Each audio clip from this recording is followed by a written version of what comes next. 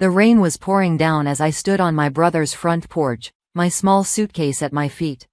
Through the beveled glass of their expensive front door, I could see my sister-in-law Victoria's face contorted with rage. "You're not part of this family," she screamed, her perfectly manicured finger pointing at me accusingly. "Get out and don't come back. We don't need your kind here anymore." My brother Michael stood behind her, silent and uncomfortable, but making no move to defend me. After 28 years of being my protective older brother, he had chosen his wife's side. Again. I picked up my suitcase, surprisingly calm despite being thrown out of the house I'd been living in since Dad's funeral 3 months ago. "Okay, Victoria, you win. I'll go. Good riddance," she called after me as I walked away in the rain. "And don't think you'll be getting anything when the will is read tomorrow." Little did they know, Dad's lawyer Mr. Harrison was already on his way to deliver a letter that would change everything. I'm Grace Anderson, 28 years old, and this is the story of how my father's final message exposed the truth about family, loyalty, and the real meaning of inheritance. To understand how I ended up homeless in the rain, you need to know about the complicated dynamics of the Anderson family. Dad was a self-made man who built Anderson Construction from nothing into a $15 million company. Mom passed away when I was 10 and Michael was 15, leaving Dad to raise us alone. While Michael followed in Dad's footsteps, getting his business degree and joining the company, I took after Mom, pursuing art and teaching. Dad supported both our choices equally, always telling us that success wasn't about what you did, but how you did it. "Grace," he'd say, watching me paint in my studio, "your mother would be so proud. You have her spirit, always seeing the beauty in everything." Then Victoria came into our lives. Michael met her at a charity gala 5 years ago, and from the beginning, she made it clear that she had plans for the Anderson family legacy. Beautiful, sophisticated, and ruthlessly ambitious, Victoria saw Michael as her ticket to social status and financial security. "The Anderson name means something in this city," she'd say, rearranging the furniture in our family home even before the wedding. "We need to maintain certain standards." By standards, she meant her standards. My teaching job and artistic pursuits didn't fit her vision of what an Anderson should be. She began a subtle campaign to distance me from the family, especially after Dad got sick. The cancer diagnosis came suddenly, just 6 months ago. Stage 4 pancreatic cancer. The doctors gave him 3 months at best. Victoria immediately stepped in, taking charge of Dad's care and, more importantly, his access to visitors. "Dad needs rest," she'd say when I tried to visit. "He can't be disturbed right now." Or, "The doctors say too many visitors will tire him out." Somehow, her friends from the country club never seemed to count as too many visitors. What Victoria didn't know was that Dad and I had our own private communications. Every morning at 6 a.m., before she arrived for her devoted daughter-in-law performance, Dad and I would have coffee together in his hospital room. Those quiet moments became precious as his condition deteriorated. 2 weeks before he passed away, Dad seemed unusually alert during our morning coffee. "Grace," he said, his voice weak but determined, "there's something we need to discuss." He reached for a manila envelope on his bedside table. "I've written some letters. Things that need to be said after I'm gone. Mr. Harrison has the originals, but I want you to know they exist. Dad, you don't need to." He squeezed my hand. "Yes, I do. I've watched everything that's been happening. I see how Victoria treats you, how Michael has changed. I may be sick, but I'm not blind." Tears welled up in my eyes. "I can handle it, Dad. Don't worry about me. I know you can handle it. You're stronger than anyone knows. But there are things that need to be set right, and I've made arrangements to do that." Before he could say more, we heard Victoria's voice in the hallway. I quickly helped Dad hide the envelope, and moments later she swept in, all designer perfume and forced cheerfulness. Dad passed away a week later, with all of us by his bedside. Victoria took charge of the funeral arrangements, turning what should have been a dignified farewell into a social networking event.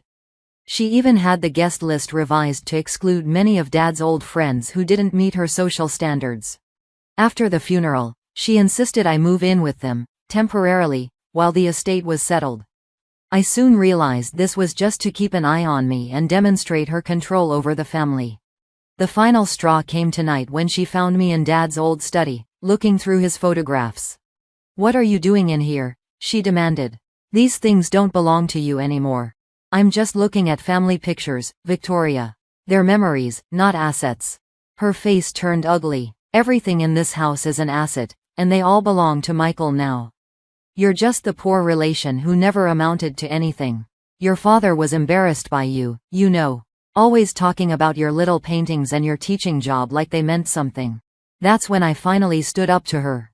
Dad was never embarrassed by me. He supported my choices, just like he supported Michael's. Family meant everything to him. "Family?" she laughed. "You're not family anymore. Michael, tell her. Tell her it's time for her to go." And Michael, my big brother who used to defend me against playground bullies, who taught me to ride a bike and checked under my bed for monsters, just stood there silently. So I found myself out in the rain, with nowhere to go except my small apartment above the local coffee shop. The one Victoria always sneered at as quaint, not a compliment coming from her. But Dad's words kept echoing in my mind. There are things that need to be set right.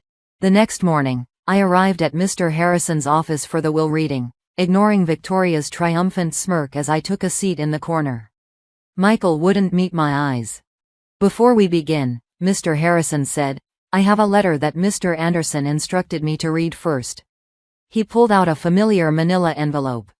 Victoria's smile faltered slightly. This wasn't part of her script. Mr. Harrison cleared his throat and began to read. "My dear children. If you're hearing this, then I'm no longer with you. But there are truths that need to be spoken, even from beyond the grave. Michael, my son, you have your mother's looks and my head for business, but somewhere along the way, you've lost your heart. I've watched you change over the past few years, seen you choose status over sincerity, ambition over authenticity. You've forgotten what I taught you about true success, that it's not about what you have, but who you are. Victoria, you came into our family bringing both beauty and poison. You saw us as stepping stones to social status. Saw our name as a brand to be marketed rather than a legacy to be honored. You thought I didn't notice how you manipulated, how you schemed, how you tried to erase Grace from our family picture. But I saw everything. Grace, my darling daughter, you have endured more than any father would want for his child. You've faced dismissal and derision with grace worthy of your name. You've stayed true to your mother's artistic spirit and your own gentle heart, even when it cost you dearly. You've proven that true strength isn't about power or control. It's about remaining authentic in the face of pressure to change. Now, about the inheritance. Victoria leaned forward eagerly, but Mr. Harrison paused to pull out another document. "Before I continue with Mr. Anderson's letter," he said, "I should mention that we have video evidence of certain conversations that took place in Mr. Anderson's hospital room. Conversations about attempting to influence the contents of his will, about plans to disinherit Grace, about intended misuse of company funds." The color drained from Victoria's face. Michael looked confused, then alarmed. Mr. Harrison continued reading. "The entire value of Anderson Construction and all associated assets has been placed in a trust. The trustee of this estate will be the person who demonstrates true understanding of our family's values over the next year.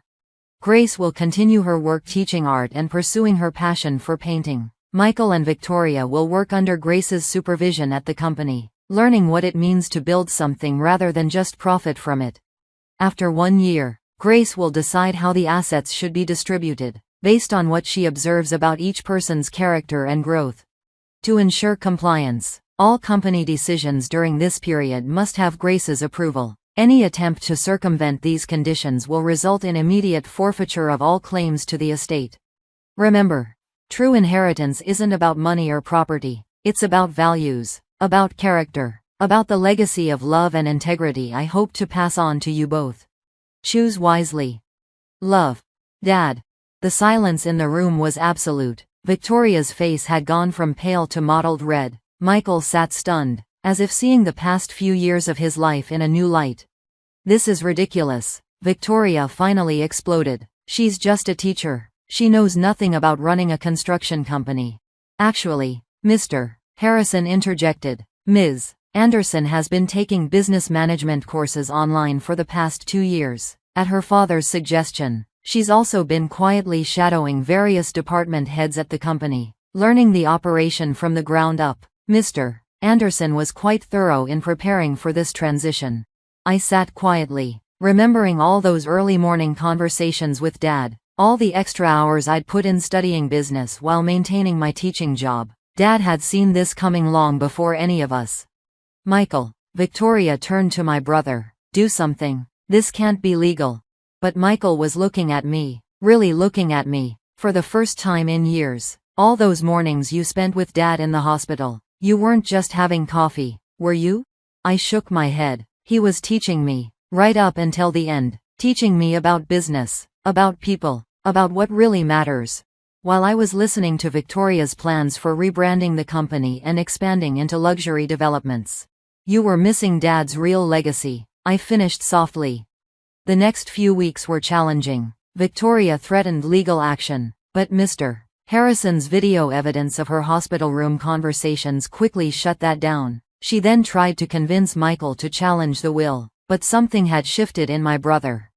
Maybe it was seeing the video of his wife plotting to cut me out of the family while Dad was dying. Maybe it was realizing how far he'd strayed from the values our parents had taught us. Whatever the reason, Michael began to change.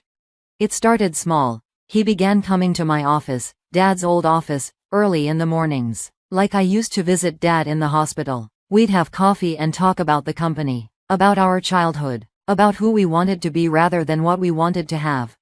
Victoria, faced with the choice between compliance and losing everything, grudgingly accepted her new position. I assigned her to work with our community outreach program, helping plan affordable housing projects, about as far from her luxury development dreams as possible. The year that followed taught us all something about family, legacy, and the true meaning of inheritance. Michael rediscovered his passion for actual construction, spending time at job sites and working with the crews like Dad used to do. Victoria, surprisingly, found she had a talent for community relations once she stopped focusing on status and started seeing the real impact of our work.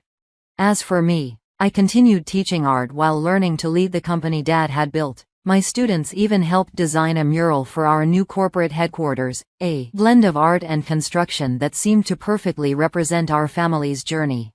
When the year was up, I made my decision about the trust. The company would be shared between Michael and me, with Victoria receiving a smaller portion contingent on her continued work with community projects. More importantly, we established a foundation in Dad's name to provide art education in underserved communities.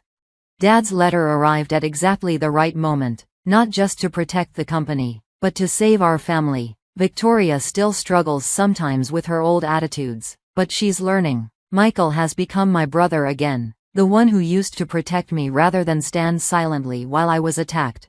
Today, Anderson Construction continues to grow, but with a new focus on building community along with buildings. The wall of my office holds two treasured items: Dad's letter, framed as a reminder of what matters most, and a painting I did of our family home, complete with Dad standing on the porch, coffee cup in hand, watching his legacy unfold.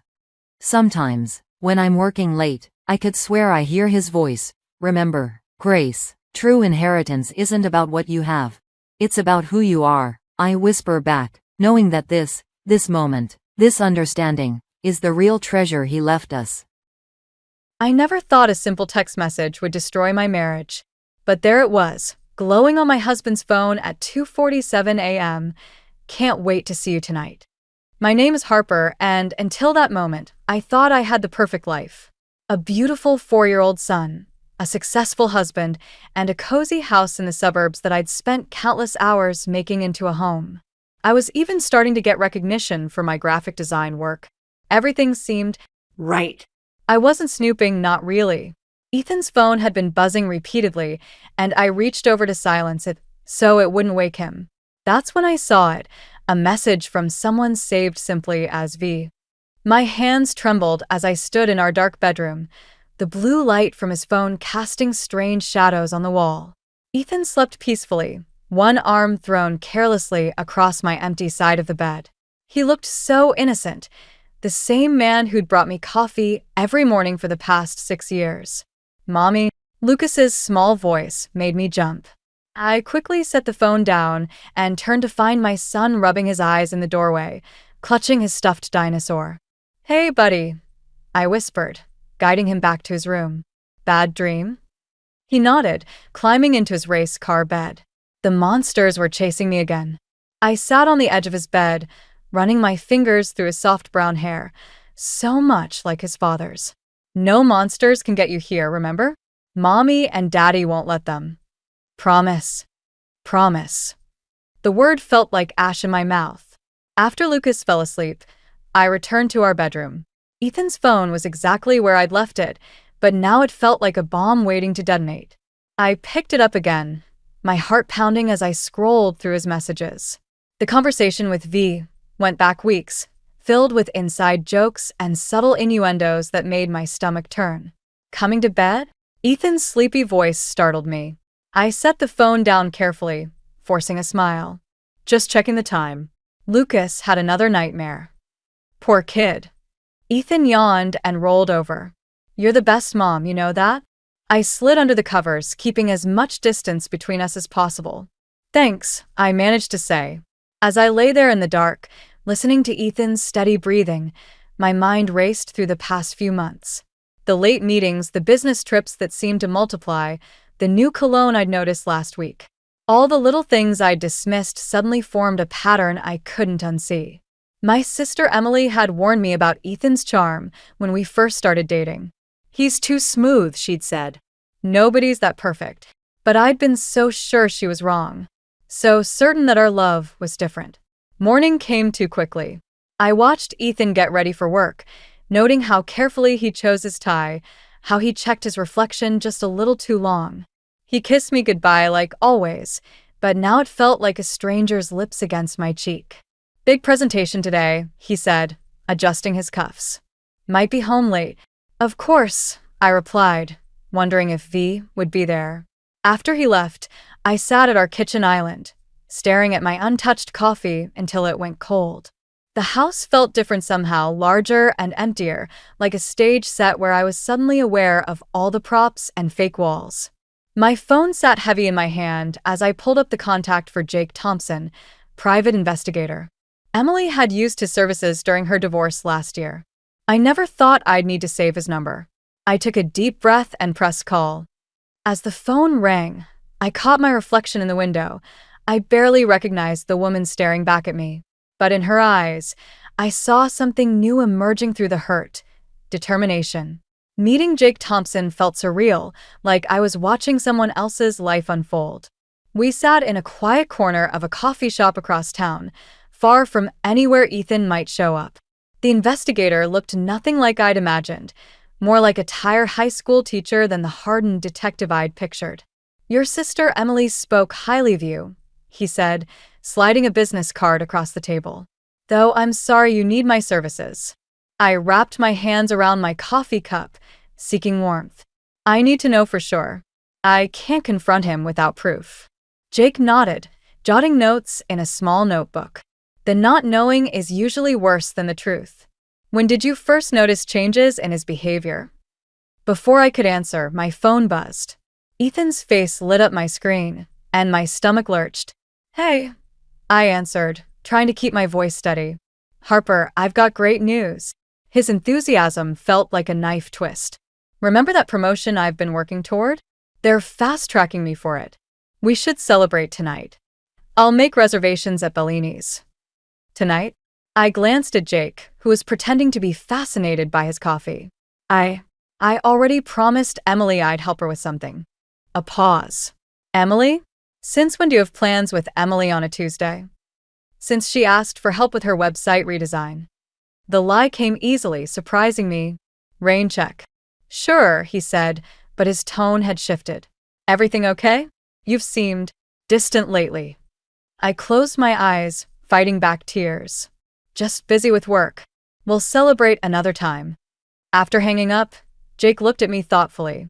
"That promotion he mentioned, is it with Green and Associates?" "Yes, why?" "Might be relevant. They've had some interesting internal changes lately." He made another note. "Does the name Vanessa Green mean anything to you?" My coffee turned to acid in my stomach. "Green? like the company. The founder's daughter recently joined the executive team.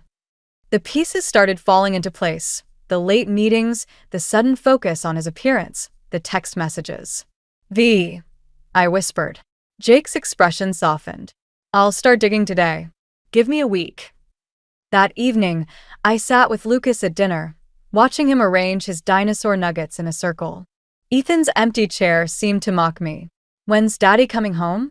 Lucas asked, pushing a nugget toward the center of his plate. Late, buddy. He's got a big meeting. Another lie. I was becoming good at those.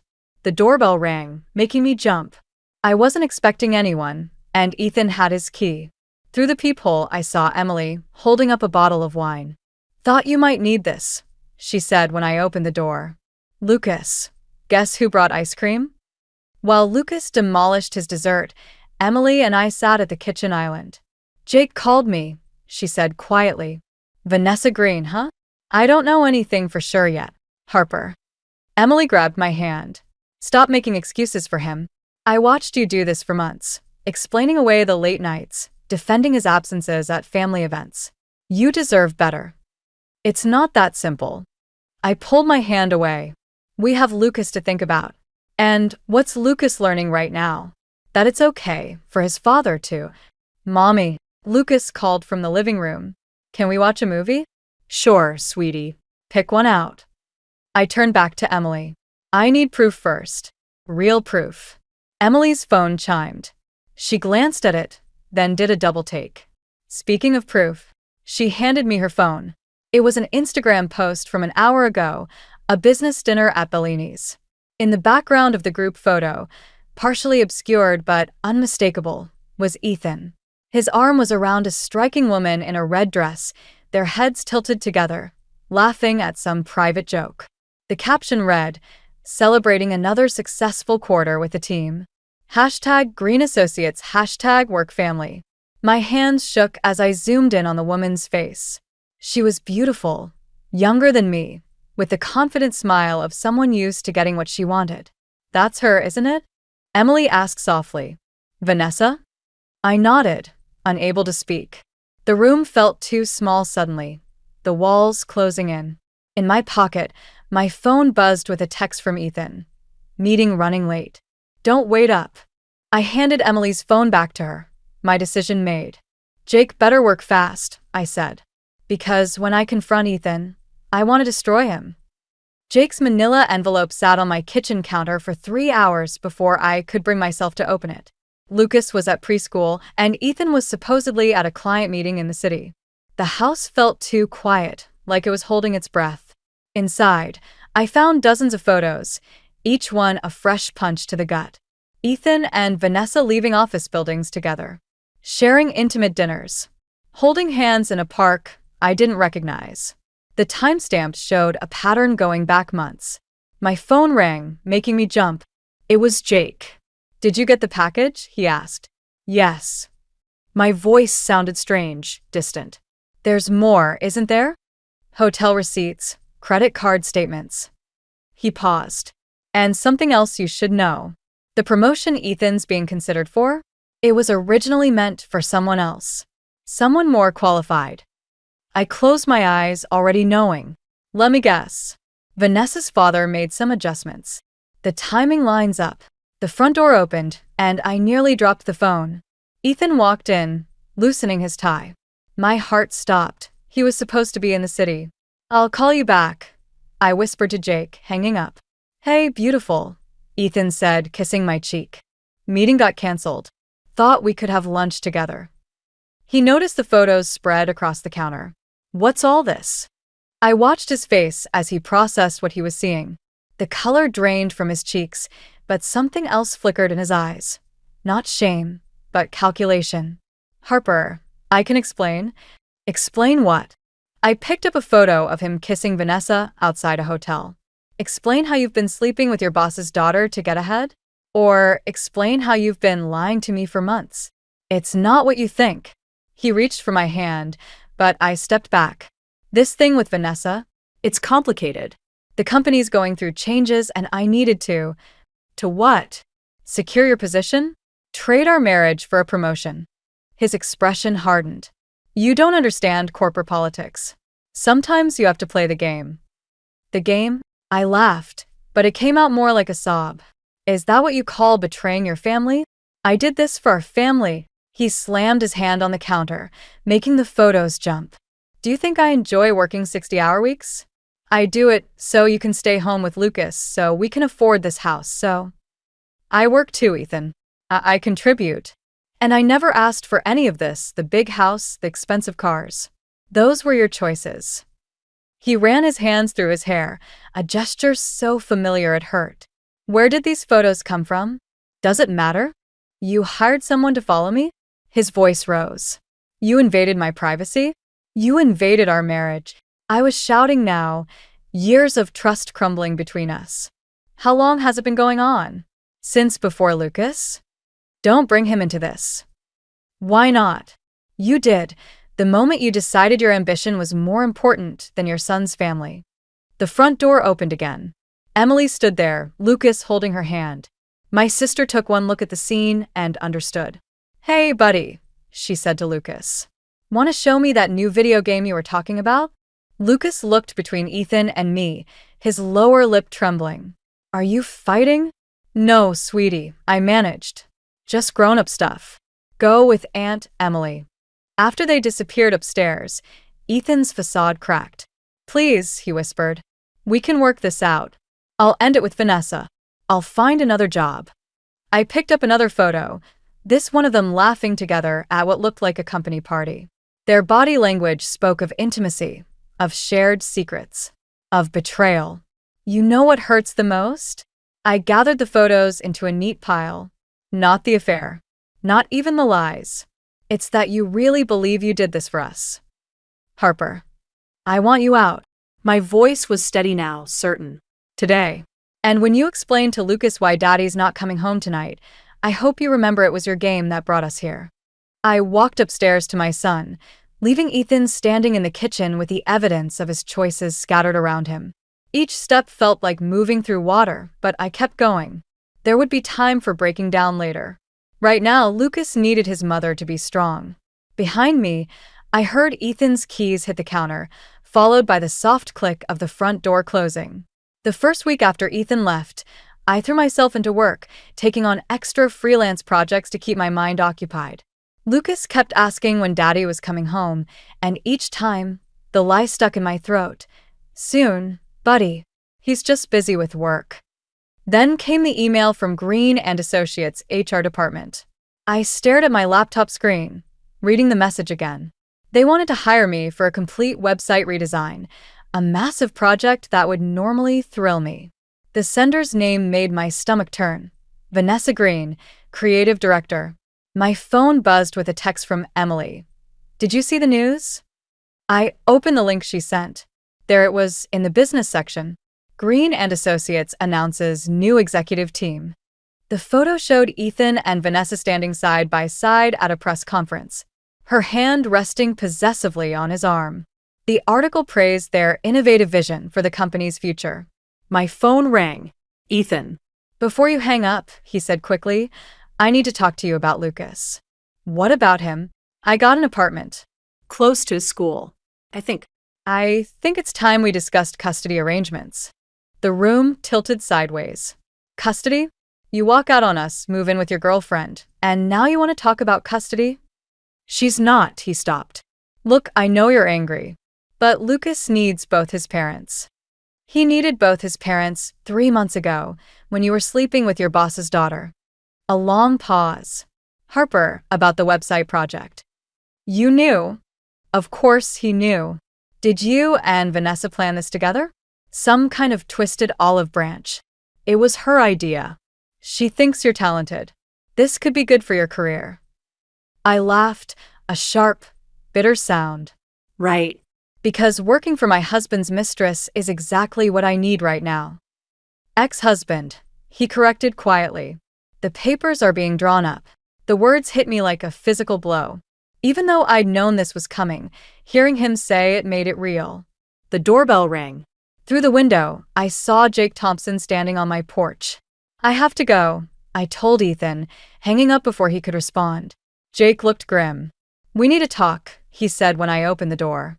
"There's more to the Green and Associates situation than we thought." He spread documents across my kitchen table, financial records, emails, meeting minutes. Ethan's promotion wasn't just about his relationship with Vanessa. They needed him specifically. Why? Because he knows where the bodies are buried. Jake pointed to a series of transactions. The company's been cooking their books for years. Ethan was in charge of certain creative accounting practices. My hands shook as I examined the papers. Are you saying he's involved in fraud? I'm saying he knows enough to bring down the whole company, which makes him either very valuable, Jake paused meaningfully, or very dangerous. Does Vanessa know about this? That's the interesting part. Jake pulled out another document. These transfers suggest she's been gathering evidence against her own father's company for months. And now she's put Ethan in a position where he has to choose her or his career. I sat back, processing this new information. So, the website project could be a peace offering, or a way to keep you quiet. Jake leaned forward. The question is, what are you going to do with this information? Before I could answer, my phone lit up with a text from an unknown number. We should talk. Coffee tomorrow? Vanessa. I showed Jake the message. He whistled softly. Careful. This could be a trap. Or it could be my chance to understand what's really going on. I thought of Lucas, of the custody battle looming ahead. Knowledge is power, right? Just remember who you're dealing with. Jake gathered his documents. These people play for keeps. After he left, I stood at my kitchen window, watching the sunset paint the sky in shades of red. The same colors Vanessa wore in that first photo at Bellini's. I picked up my phone and typed, "Name the place." Sometimes the best revenge isn't about destroying someone. Sometimes it's about understanding them well enough to make them destroy themselves. The cafe where I agreed to meet Vanessa was exactly what I expected: sleek, modern, and probably charging $15 for a latte. She sat at a corner table, wearing a cream-colored blazer that probably cost more than my monthly mortgage payment. "Thank you for coming," she said, gesturing to the seat across from her. "I ordered you a cappuccino. Ethan mentioned it's your favorite." The casual reference to my husband's intimate knowledge made my fingers curl into fists under the table. Let's skip the small talk. Why am I here? Because we both want to protect the people we care about. She slid a USB drive across the table. Everything you need to know about Green and Associates' financial irregularities is on here, including Ethan's involvement. I stared at the drive. Why would you give me this? Insurance. Her perfectly manicured fingers traced the rim of her cup.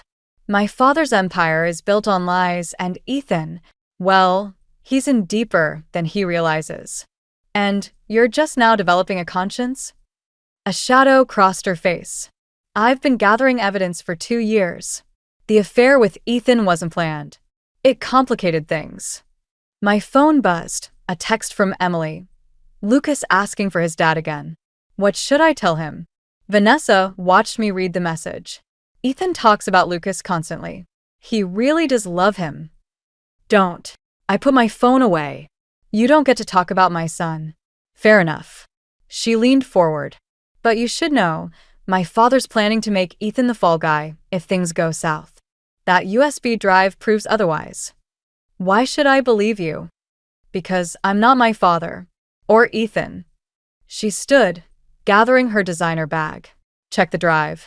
Then decide what kind of revenge you really want. After she left, I sat there holding the USB drive, feeling its weight like a loaded gun. My phone buzzed again, Jake this time. Don't plug that drive into any personal devices, he said when I told him about the meeting. Could be malware. Bring it to my office.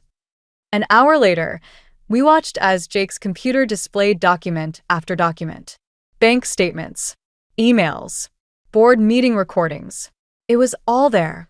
A decade of financial manipulation, with Ethan's fingerprints all over it. This is enough to put several people away for a long time, Jake said quietly. Including your husband. I thought about Lucas asking for his father. About the custody battle ahead. What if I don't want that? Then what do you want? Before I could answer, my phone rang. Ethan. Harper, we need to talk. Now. His voice was tight with panic.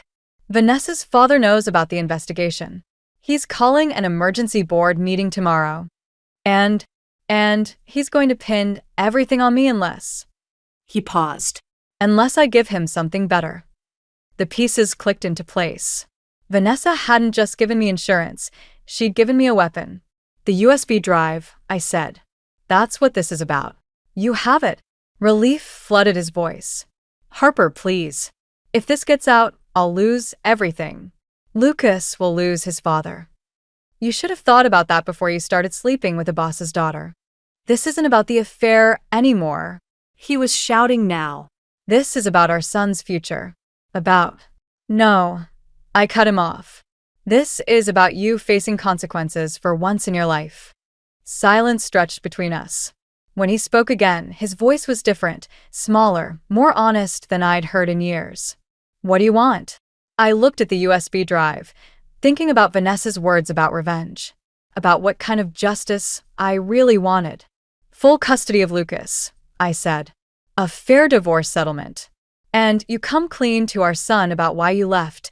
No more lies about work trips or late meetings. That's it. I turned to Jake, who nodded approvingly. Because unlike you and the Greens, I don't need to destroy someone to feel powerful. After hanging up, I handed the USB drive to Jake. Make copies, I said. Just in case Ethan forgets our deal. Sometimes the best revenge isn't about winning. It's about choosing when to stop playing the game. The divorce papers arrived on Lucas's 5th birthday. I found them wedged between cheerful cards from relatives and a package from Emily. Perfect timing, as always. Ethan had signed them already, his signature as confident as ever. I set them aside and focused on hanging streamers, determined not to let them ruin today. Lucas deserved one normal celebration, even if nothing else in his life felt normal anymore. The cake's here. Emily called from the kitchen. And Jake's bringing extra ice cream. I was arranging presents when the doorbell rang. My heart stopped. It was too early for party guests. Through the peephole, I saw Ethan, holding a wrapped gift and looking more disheveled than I'd ever seen him. I know I'm not invited, he said when I opened the door. But it's his birthday. Before I could respond, Lucas came running. Daddy. Ethan caught him in a hug, and for a moment, I saw genuine joy break through his carefully maintained facade. Hey, buddy. Happy birthday. Are you staying for my party? The silence that followed felt endless. Actually, Emily appeared behind me. Lucas, honey, why don't you help me with the balloons? After Lucas disappeared inside, Ethan's shoulders slumped. Harper, I need to tell you something. The board meeting, it didn't go well. What happened to our deal? They had more evidence than we thought. Things not even on that USB drive. He ran a hand through his unkempt hair. They're launching a formal investigation. I might be facing charges. The world tilted sideways. Charges? As in criminal charges. I've been advised to leave the country.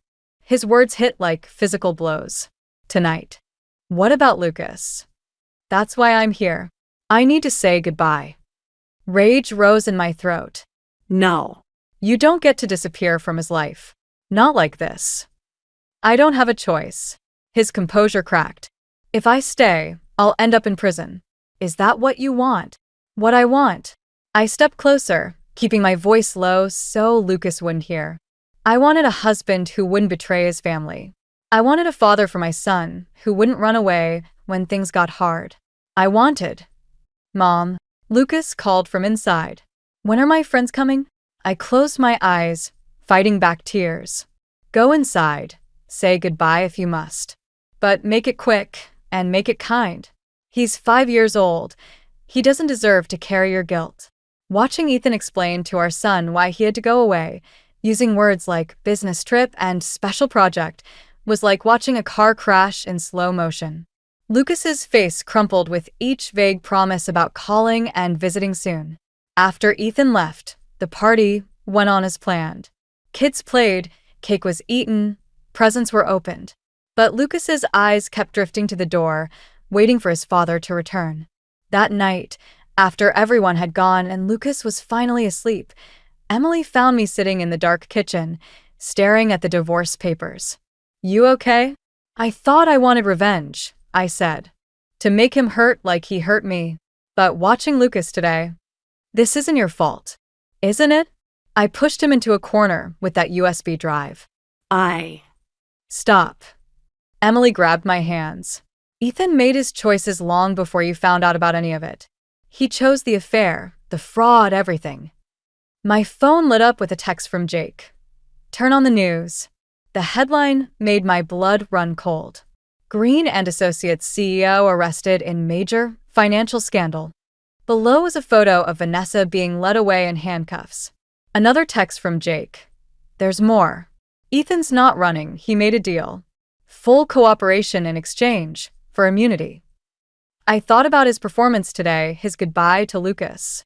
Even now, he was playing a role, manipulating everyone around him. "Harper." Emily was reading over my shoulder. "What are you going to do?" I picked up the divorce papers, remembering Lucas's tears, Ethan's lies, all the pain of the past months. "I'm going to tell our son the truth," I said. "All of it. Because someone in his life needs to show him what honesty looks like. Sometimes rock bottom isn't where you end, it's where you finally see things clearly." The prison visiting room was colder than I expected. Vanessa sat across from me in an orange jumpsuit, her perfect makeup replaced by dark circles under her eyes. 3 months in custody had stripped away her polished exterior, leaving something raw and honest beneath. "I didn't expect you to come," she said. "Neither did I." I placed the stack of documents between us. But then I found these in Ethan's old office. She glanced at the papers, recognition flickering across her face. "Where did you get those?" "Jake's good at his job." I spread out the emails, correspondence between Vanessa and her father dating back 2 years. "You weren't gathering evidence against your father. You were helping him set up Ethan as the fall guy from the beginning." A ghost of her old smile appeared. "Smart girl. Finally figured it out. What I can't figure out is why. The affair, the USB drive, warning me about Ethan's involvement. Was any of it real?" "All of it was real." She leaned forward. "Just not for the reasons you thought. Ethan wasn't the only one my father needed to control. I was supposed to be his puppet CEO, carrying on the family legacy of fraud and manipulation." "So you used my husband to escape?" "I used your husband because he was already corrupt. The affair." She paused, something vulnerable crossing her face. "That part wasn't planned. Neither was caring about what happened to you and Lucas." My phone buzzed, a text from Emily. "Ethan's here. Looking for you." "He doesn't know you're here, does he?" Vanessa asked. "No." "But he will." I gathered the documents. "Because I'm turning these over to the SEC. They prove your father's long-term manipulation, but they also show Ethan's willing participation. No more immunity deal." "Harper." Her composure cracked. "If you do that, we all go down. Including me." "I know." I stood up. "But Lucas deserves to grow up understanding that actions have consequences, even for the people we love." The guard appeared to end our visit, but Vanessa called out as I reached the door. "I am sorry. About all of it." "I believe you." I turned back. "That's why I made sure the documents show you were coerced by your father. You'll serve less time." Outside, Ethan was waiting by my car. Of course he was. "The SEC called me," he said, his usual charm replaced by desperate anger. "What did you do?" "What you should have done. Told the truth." "I was protecting our family." "No." I stepped closer, finding strength in my fury. "You were protecting yourself, just like you always have. If you do this, I'll lose everything. You already lost everything. The day you decided that success was more important than integrity." I opened my car door. Lucas deserves better than a father who teaches him that lying is okay as long as you don't get caught. "Don't pretend this is about Lucas." His voice turned ugly. "This is about revenge. Actually, it's about justice. And teaching our son the difference between the two." As I drove away, I watched him shrink in my rearview mirror. The man I once loved, now looking small and defeated in the prison parking lot. My phone rang. Jake. SEC got the documents, he said. They're moving forward with new charges. You okay? I thought about Vanessa's confession, about Ethan's desperation, about all the lies and manipulation that had brought us here. But mostly, I thought about Lucas and the future I wanted for him. I'm better than okay, I said. I'm free. When I picked up Lucas from Emily's, he ran to me with a drawing, 3 stick figures standing together. Is this us? I asked. He shook his head. It's my wish, for when everything's better. I held him close, breathing in his innocent hope. Sometimes things get better in ways we don't expect, buddy. But they do get better. Sometimes the truth hurts more than the lies. But it's the only foundation strong enough to build a new life on. 1 year later, I stood in my new studio space, surrounded by half-unpacked boxes and the smell of fresh paint. My graphic design business had grown enough to warrant a real office, something that still felt surreal. The door chimed, and Jake walked in carrying coffee. Place looks good. Very you. Thanks for the recommendation. I hung a framed photo of Lucas on the wall. And for everything else. He shrugged, but I caught his small smile. Over the past year, he'd become more than just the investigator who helped uncover my husband's betrayal. He'd become a friend. Heard about Ethan's sentencing, he said, setting down my coffee. 3 years. I adjusted the frame, making it perfectly level. Vanessa got 18 months, with possibility of early release for cooperation.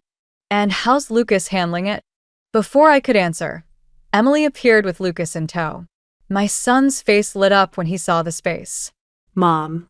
Is this where you're going to make all your pictures now? That's right, buddy. I watched him explore the room, touching everything with curious fingers. He seemed taller somehow, more sure of himself. The weekly therapy sessions were helping. Mail came to my place for you, Emily said, handing me an envelope. I recognized Ethan's handwriting immediately. The return address was the federal prison where he'd started serving his sentence last month. You don't have to read it, Emily said softly. But I did. Because somewhere between revenge and forgiveness, I'd found something else. Peace. Dear Harper, Lucas's drawing arrived yesterday. The one of his science project. He's getting really good. Must take after his mother. The counselor here says I should be honest in these letters, so here's the truth. I think about that night you found the message on my phone. How different things might be if I'd just been brave enough to be honest then. Or better yet, brave enough to be the man you thought I was. I understand now why you did what you did with those documents. It wasn't revenge. It was a lesson in accountability. One I needed to learn. One I hope I can teach Lucas someday, even if it's by being an example of what not to do. I know I have no right to ask anything of you, but please keep sending the drawings. They remind me what matters. Ethan? Mom? Lucas tugged at my sleeve. Can I put my dinosaurs on your desk? I folded the letter, tucking it away. Sure, buddy. But first, help me hang this up. I pulled out a framed piece of artwork, Lucas's stick figure drawing from a year ago, the one with his wish for when everything got better. That's my old picture, he said, surprised. But it's different now. How so? He studied it thoughtfully. Because we're okay being just us, right? I hugged him close, breathing in the scent of childhood and new beginnings. Right. Emily and Jake started unpacking boxes, their comfortable banter filling the space. Through the window, I could see the city stretching out before us, full of possibilities I wouldn't have imagined a year ago. My phone buzzed with a text from my newest client, a domestic violence shelter needing a complete rebrand. After everything, it felt right to use my skills to help others rebuild their lives. Harper. Jake called from across the room. Where do you want these design samples? By the window, I said. Where they'll catch the light. Lucas had moved on to arranging his dinosaurs on my desk, creating little stories for them in whispered voices. Stories about adventure and courage, about falling down and getting back up. I touched the frame of his drawing one last time before joining the others. Sometimes the happy ending isn't about getting everything you wanted. Sometimes it's about discovering that what you need was inside you all along. The strength to stand alone, the courage to forgive, and the wisdom to know the difference between justice and vengeance. And sometimes, just sometimes, it's about letting your son arrange plastic dinosaurs on your desk while the people who stood by you help unpack boxes in your new beginning. I never expected to find my life unraveling over a forgotten jacket. There I was, standing in the bedroom, about to head out for one of the most important presentations of my career. I was an urban planner, and today was the day I was pitching my proposal for a new eco-friendly district in the city.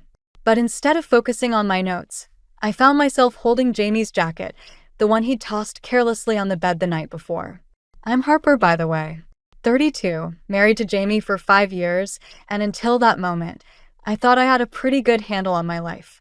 But as I reached into the jacket pocket, my fingers brushed against something unexpected. A phone. Not his usual one, mind you. This was a cheap burner phone. My heart skipped a beat as I unlocked it with a simple swipe.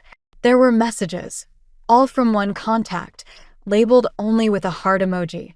The first message was innocuous enough, just a simple goodnight love. But as I scrolled further, the words became more intimate, more damning.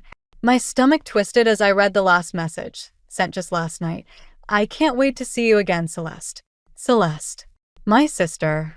The name hit me like a punch to the gut, leaving me breathless and swaying on my feet.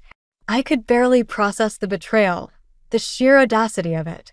Jamie, my husband, and Celeste, the sister who'd always craved the spotlight, now secretly entwined in a way I couldn't even begin to fathom.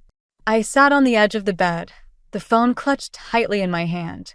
I should have been angry, furious even, but all I felt was a cold numbness spreading through my chest. I knew I had to confront him, but not now, not with the presentation looming. I needed to focus, needed to put this aside, at least temporarily. Jamie walked in, his usual charming smile plastered across his face. Hey, you ready for today? I forced a smile, tucking the phone back into his jacket pocket. Yeah, just about.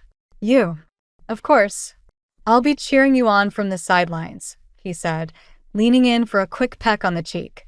I turned slightly, letting him kiss the air instead. He didn't seem to notice, or maybe he chose not to.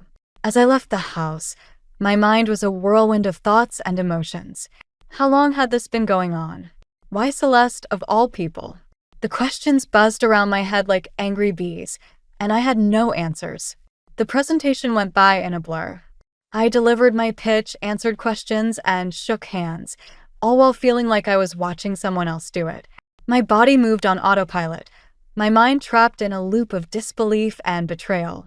Later, back home, I waited for Jamie to return. I paced the living room, rehearsing what I would say, how I would confront him. But when he finally walked through the door, all my carefully planned words scattered like leaves in the wind. Harper, you okay? You seem off, he said, concern lacing his voice. I took a deep breath, trying to steady myself. I found something today. In your jacket. His face paled slightly, a flicker of panic crossing his features. What do you mean?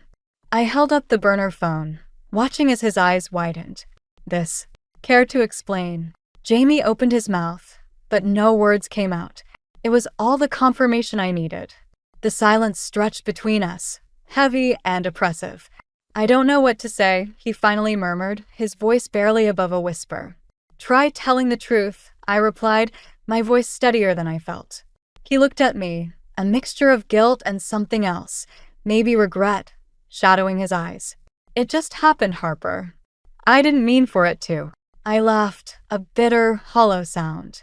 It just happened. With my sister. The room fell silent again, the weight of his betrayal hanging between us like a storm cloud. I turned away, unable to look at him any longer. This was only the beginning, I realized. The beginning of something I hadn't planned for, hadn't wanted. But it was here, and I had to face it. As I stood there, my mind racing, I knew one thing for certain. This was far from over. The next morning, I found myself sitting at the kitchen table, staring at a cup of coffee that had long gone cold. The events of the previous day felt like a bad dream, one I couldn't quite shake off. Jamie had left early for work, leaving me alone with my thoughts and the growing sense of betrayal that gnawed at my insides. I decided it was time to face the music and call a family meeting. If there was one thing I'd learned from years of navigating the complexities of urban planning, it was that problems rarely solve themselves. I needed answers, and I needed them now. I called Theo first, knowing he'd be the easiest to convince. "Hey, can you come over later? We need to talk about something important." Theo didn't hesitate. "Of course. Is everything okay?" "Not really," I admitted, trying to keep my voice steady. "But I'll explain when you get here." Lucas took a little more persuasion. "I've got a shift at the clinic," he said, sounding distracted. "Please, Lucas. It's important." There was a pause, then a resigned sigh. "All right. I'll be there." Finally, I called my parents. Evelyn answered, her voice warm and welcoming. "Harper, darling. How's my favorite daughter?" I winced at the unintended sting of her words. "Can you and Dad come by this afternoon? I need to talk to everyone." "Of course, dear. Is this about that big project of yours?" "No," I replied, my voice tight. "It's personal." The hours dragged on until they arrived. Evelyn and Walter settled on the couch, their expressions a mix of curiosity and concern. Theo and Lucas sat across from them, exchanging glances that spoke volumes. I stood in front of them, feeling like I was about to present a case in court. "Thanks for coming," I began, my hands clasped tightly in front of me. "There's something I need to tell you all." Evelyn leaned forward, her brow furrowed. "What is it, Harper?" I took a deep breath, my heart pounding. "Jamie is having an affair with Celeste." The room fell silent, the weight of my words hanging in the air like a storm cloud. Walter shifted uncomfortably, while Evelyn's hand flew to her mouth in shock. Theo was the first to speak. "Are you sure, Harper?" I nodded, feeling the familiar sting of tears threatening to spill. "I found a phone messages between them. It's true." Lucas looked at me, his eyes filled with empathy. "I'm so sorry, Harper. I can't believe she would do this to you." Evelyn shook her head, disbelief etched on her face. "There must be some misunderstanding." "Celeste wouldn't." "There's no misunderstanding." I cut in, my voice sharper than I intended. "She did this. And Jamie, he didn't deny it." Walter sighed, rubbing his temples. "This is complicated." "Complicated?" I echoed, incredulous. "It's betrayal, plain and simple." Evelyn looked at me, her eyes pleading. "Harper, you know how Celeste can be. Maybe she didn't mean to." "Didn't mean to?" I interrupted, my frustration boiling over. "This isn't an accident, Mom. She's been seeing my husband behind my back." The room fell silent again, the tension thick and palpable. I could see the gears turning in their minds, trying to process the mess we found ourselves in. Theo cleared his throat, trying to break the silence. "What do you want to do, Harper?" "I don't know yet," I admitted, feeling the weight of the decision pressing down on me. "But I can't just ignore this." As the conversation continued, I noticed Evelyn and Walter exchanging glances, their expressions a mix of guilt and something else I couldn't quite place. It was then that I realized the depth of the fracture in our family, the unspoken favoritism that had always been there, lurking beneath the surface. Before we could delve deeper, the door swung open, and Celeste walked in, her usual confident stride faltering as she took in the scene. "What's going on?" I turned to face her, my heart pounding in my chest. "We know, Celeste. About you and Jamie." She blinked, momentarily speechless, before her face hardened into a mask of defiance. "So what if you do?" The audacity of her response took my breath away. I watched as her eyes flicked to our parents, seeking some form of support or validation. Evelyn looked away, while Walter's expression remained unreadable. "You can't just waltz in here and act like nothing happened," Theo said, his voice firm. Celeste crossed her arms, her posture defensive. "I didn't plan this, Harper. It just happened." I shook my head, the anger giving way to a deep, aching sadness. "You've always wanted what I have, Celeste. But this is too much." The room fell into silence once more, the weight of the situation settling heavily over us all. As I stood there, facing my sister, I realized that this was only the beginning of a long and painful journey. But I was determined to see it through, no matter what it took. The tension in the room was palpable, hanging heavy like a thick fog that refused to lift. I stood there, facing Celeste, my pulse a steady drumbeat in my ears. Her defiance was a slap in the face, but what came next shattered whatever fragile hope I had left for our relationship. "I'm pregnant," Celeste announced, her voice cutting through the silence like a knife. The words hit me like a freight train, leaving me breathless and reeling. I felt the blood drain from my face, my hands trembling despite my efforts to keep them steady. I glanced around the room, taking in the shock mirrored in my brother's eyes, the disbelief etched on our parents' faces. Evelyn gasped, her hand flying to her chest. "Celeste, are you sure?" Celeste nodded, her expression unreadable. "I'm sure." Walter shifted in his seat, his voice a low rumble. "And Jamie is the father?" Celeste hesitated, then nodded again. "Yes." I struggled to process the revelation, my mind spinning with 1,000 thoughts and none at all. This was beyond betrayal. It was a complete upheaval of everything I thought I knew. I felt the room closing in around me, the walls pressing in as I fought to breathe. Theo broke the silence, his voice steady but tinged with anger. "How could you do this, Celeste?" To Harper, of all people. Celeste's eyes flashed, a hint of vulnerability breaking through her bravado. "I didn't plan this, Theo. It just happened." Lucas shook his head, disappointment heavy in his voice. "That's not an excuse, Celeste.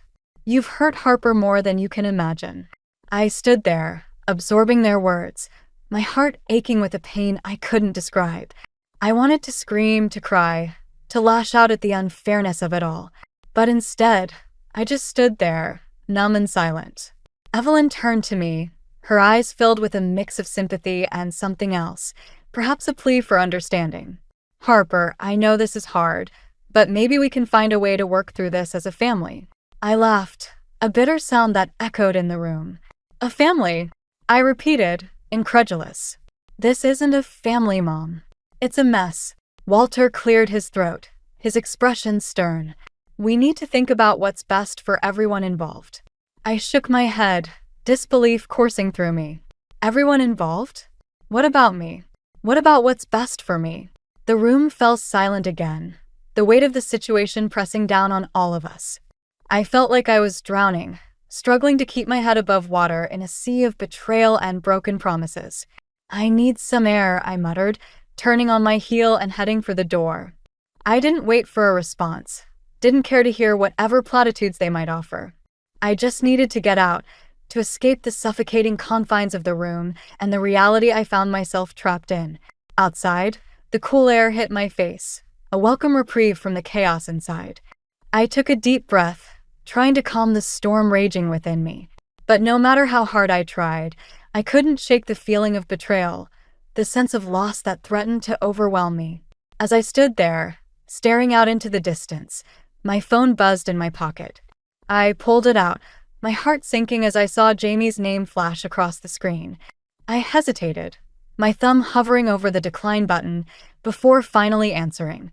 "Harper," he began, his voice filled with an emotion I couldn't quite place. "What do you want, Jamie?" I asked, my voice flat and devoid of warmth. "I heard from Celeste," he said, his words careful and measured. "I'm sorry." "Sorry," I repeated, my anger flaring. "You think sorry is enough?" There was a pause, then a sigh. "I know it's not, but I want to make things right." I laughed again, the sound harsh and unforgiving. "Make things right? You've got a funny way of showing it." "Please, Harper," he pleaded. "Can we just talk?" I closed my eyes, taking a deep breath to steady myself. "I don't know, Jamie. I don't know if I can ever forgive you." The line went silent, the weight of my words hanging between us. I ended the call, slipping the phone back into my pocket as I turned away from the house, the life I'd once known slipping further from my grasp. As I walked away, I realized that this was just the beginning of a long, painful journey toward healing and understanding, toward finding my own path amid the wreckage of what had been. And though I didn't know where it would lead, I was determined to find out. The decision to leave Jamie was both the hardest and easiest choice I'd ever made. Hard because of the love that once existed, easy because of the betrayal that had shattered it. That evening, I packed a suitcase with essentials, leaving behind the life we'd built together. As I zipped the bag, I felt a strange mix of freedom and fear.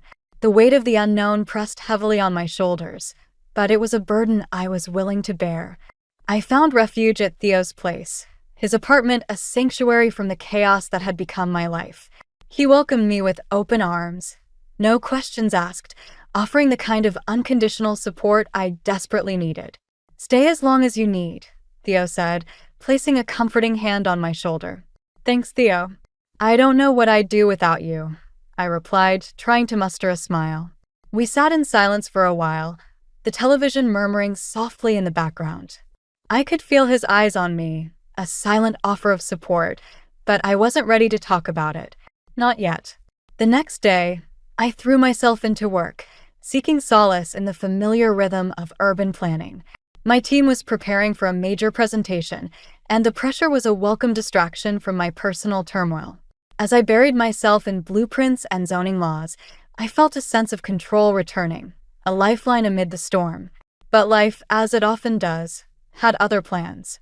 It was late afternoon when Mason Reed, a colleague and friend, found me hunched over my desk, surrounded by papers and half-empty coffee cups. "Hey, Harper," he said, leaning against the doorframe. "You've been at it for hours. Want to grab a bite?" I hesitated, the idea of stepping away from work daunting, but Mason's easy smile and genuine concern were hard to resist. "Yeah, sure. I could use a break." We ended up at a small cafe around the corner, the kind with mismatched chairs and a menu scribbled on a chalkboard. We talked about work, the upcoming project, anything but the elephant in the room. But Mason, perceptive as ever, didn't let it slide for long. "You seem different, Harper. Everything all right?" he asked, his tone gentle but probing. I sighed, stirring my coffee absent-mindedly. "It's been a rough few days." Mason nodded, waiting for me to continue. His patience was a balm, giving me space to find the words. "Jamie and Celeste," I finally said, the names tasting bitter on my tongue. "It's a mess." He didn't push for details, just nodded in understanding. "If you ever need to talk, I'm here." "Thanks, Mason." "I appreciate it," I replied, grateful for his presence. As we left the cafe, I felt a flicker of something I hadn't felt in days, hope. Maybe it was the warmth of a friend's support, or the realization that I wasn't as alone as I'd thought. Whatever it was, it gave me the strength to face what came next. Back at Theo's, I found a message waiting for me. It was from Evelyn, asking me to meet her and Walter at their house. The request was unusual, given our recent conversations, and it set my nerves on edge. But curiosity, and perhaps a lingering sense of duty, compelled me to go.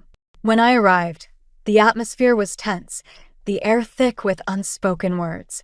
Evelyn and Walter sat across from me, their expressions a mix of concern and something else I couldn't quite place. "We've been thinking about everything," Evelyn began, her voice careful. "And we want to help."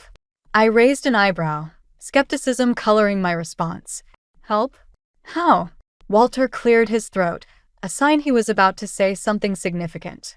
"We've decided to support Celeste and Jamie financially." The words hung in the air, each syllable a blow to my fragile resolve. I stared at them, disbelief and betrayal warring within me. "You're what?" Evelyn reached for my hand, her touch both familiar and foreign. "We know this is hard, Harper, but they need us." I pulled my hand away, anger flaring. "And what about me? Do I not need support?" Walter sighed, his expression weary. "You're strong, Harper. You've always been strong." The implication was clear, and it stung more than I cared to admit. I stood up, the chair scraping loudly against the floor. "I can't believe this. You're choosing them over me." "It's not about choosing," Evelyn insisted, her voice pleading. But it was. It always had been. I turned away, my heart heavy with the weight of their decision. As I walked out, I realized that my understanding of family, loyalty, and justice was shifting. The lines were blurring, and I was left to navigate the murky waters on my own terms. The days following my parents' decision to support Celeste and Jamie were a blur of anger and disbelief.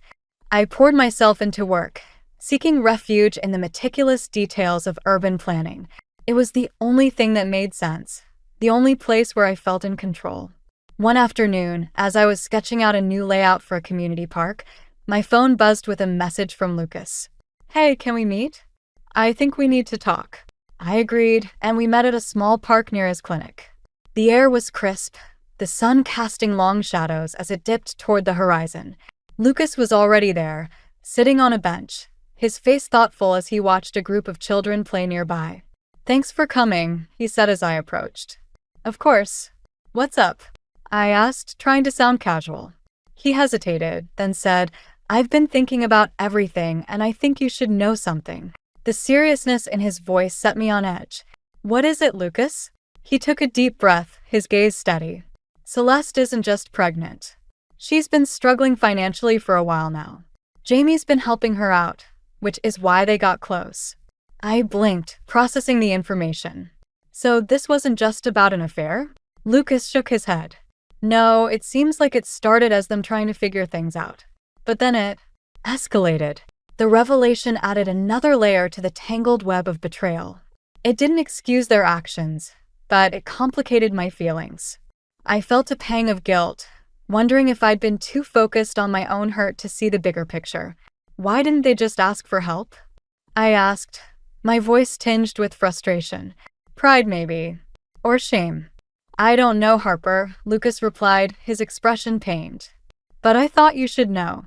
I nodded, gratitude and confusion swirling within me. "Thanks, Lucas. I appreciate you telling me." As we sat there in silence, I realized that my understanding of justice was shifting. It wasn't just about retribution for the wrongs done to me. It was about understanding the complexities of human motivations and the gray areas that often went unnoticed. Later that evening, I found myself at a crossroads. Mason had invited me to a gallery opening, a chance to step away from the chaos and enjoy something beautiful.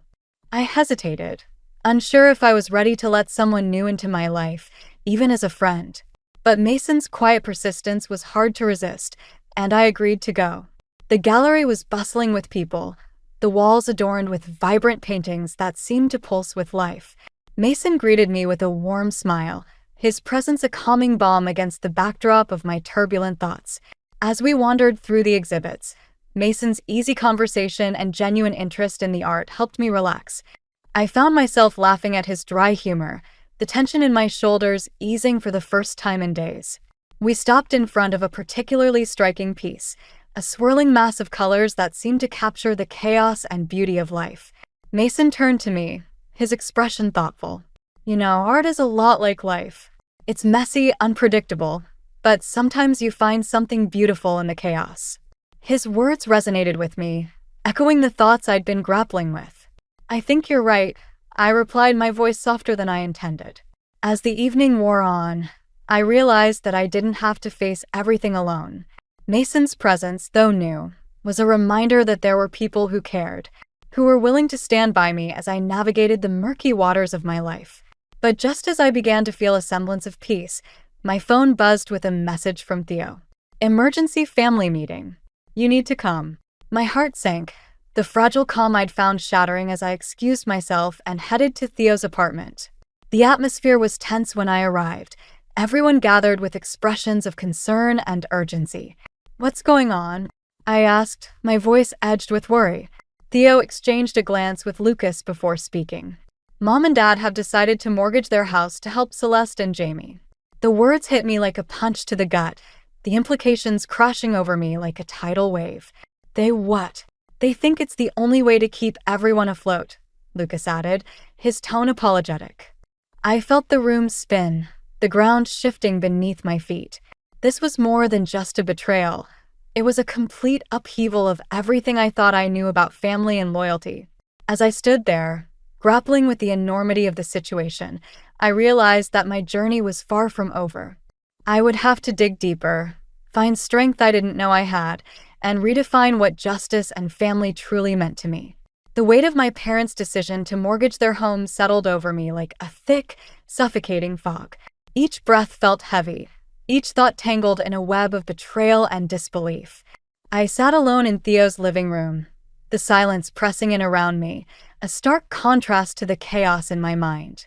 Theo and Lucas had tried to offer comfort, their words of support like lifelines tossed into the stormy sea I found myself adrift in. But their reassurances, though well-intentioned, felt hollow against the enormity of what I faced. My family, the very foundation of my life, had chosen a path that left me isolated and questioning everything I thought I knew. The next day, as I walked into work, I felt a strange detachment from the world around me. My colleagues greeted me with their usual smiles, but I could barely muster a response. I was a ghost, moving through the motions of my life, haunted by the betrayal that had upended everything. Mason found me at my desk, his concern evident in the way he lingered in the doorway. "Harper, can we talk?" I nodded, though my heart wasn't in it. We walked to a nearby cafe, the familiar setting a stark contrast to the turmoil inside me. "Is everything okay?" Mason asked, his voice gentle but probing. I hesitated, unsure of how to put my feelings into words. "It's just, everything's a mess, Mason." He nodded, his understanding palpable. "I'm here if you need anything. You don't have to go through this alone." His offer was genuine, and I felt a flicker of gratitude amid the despair.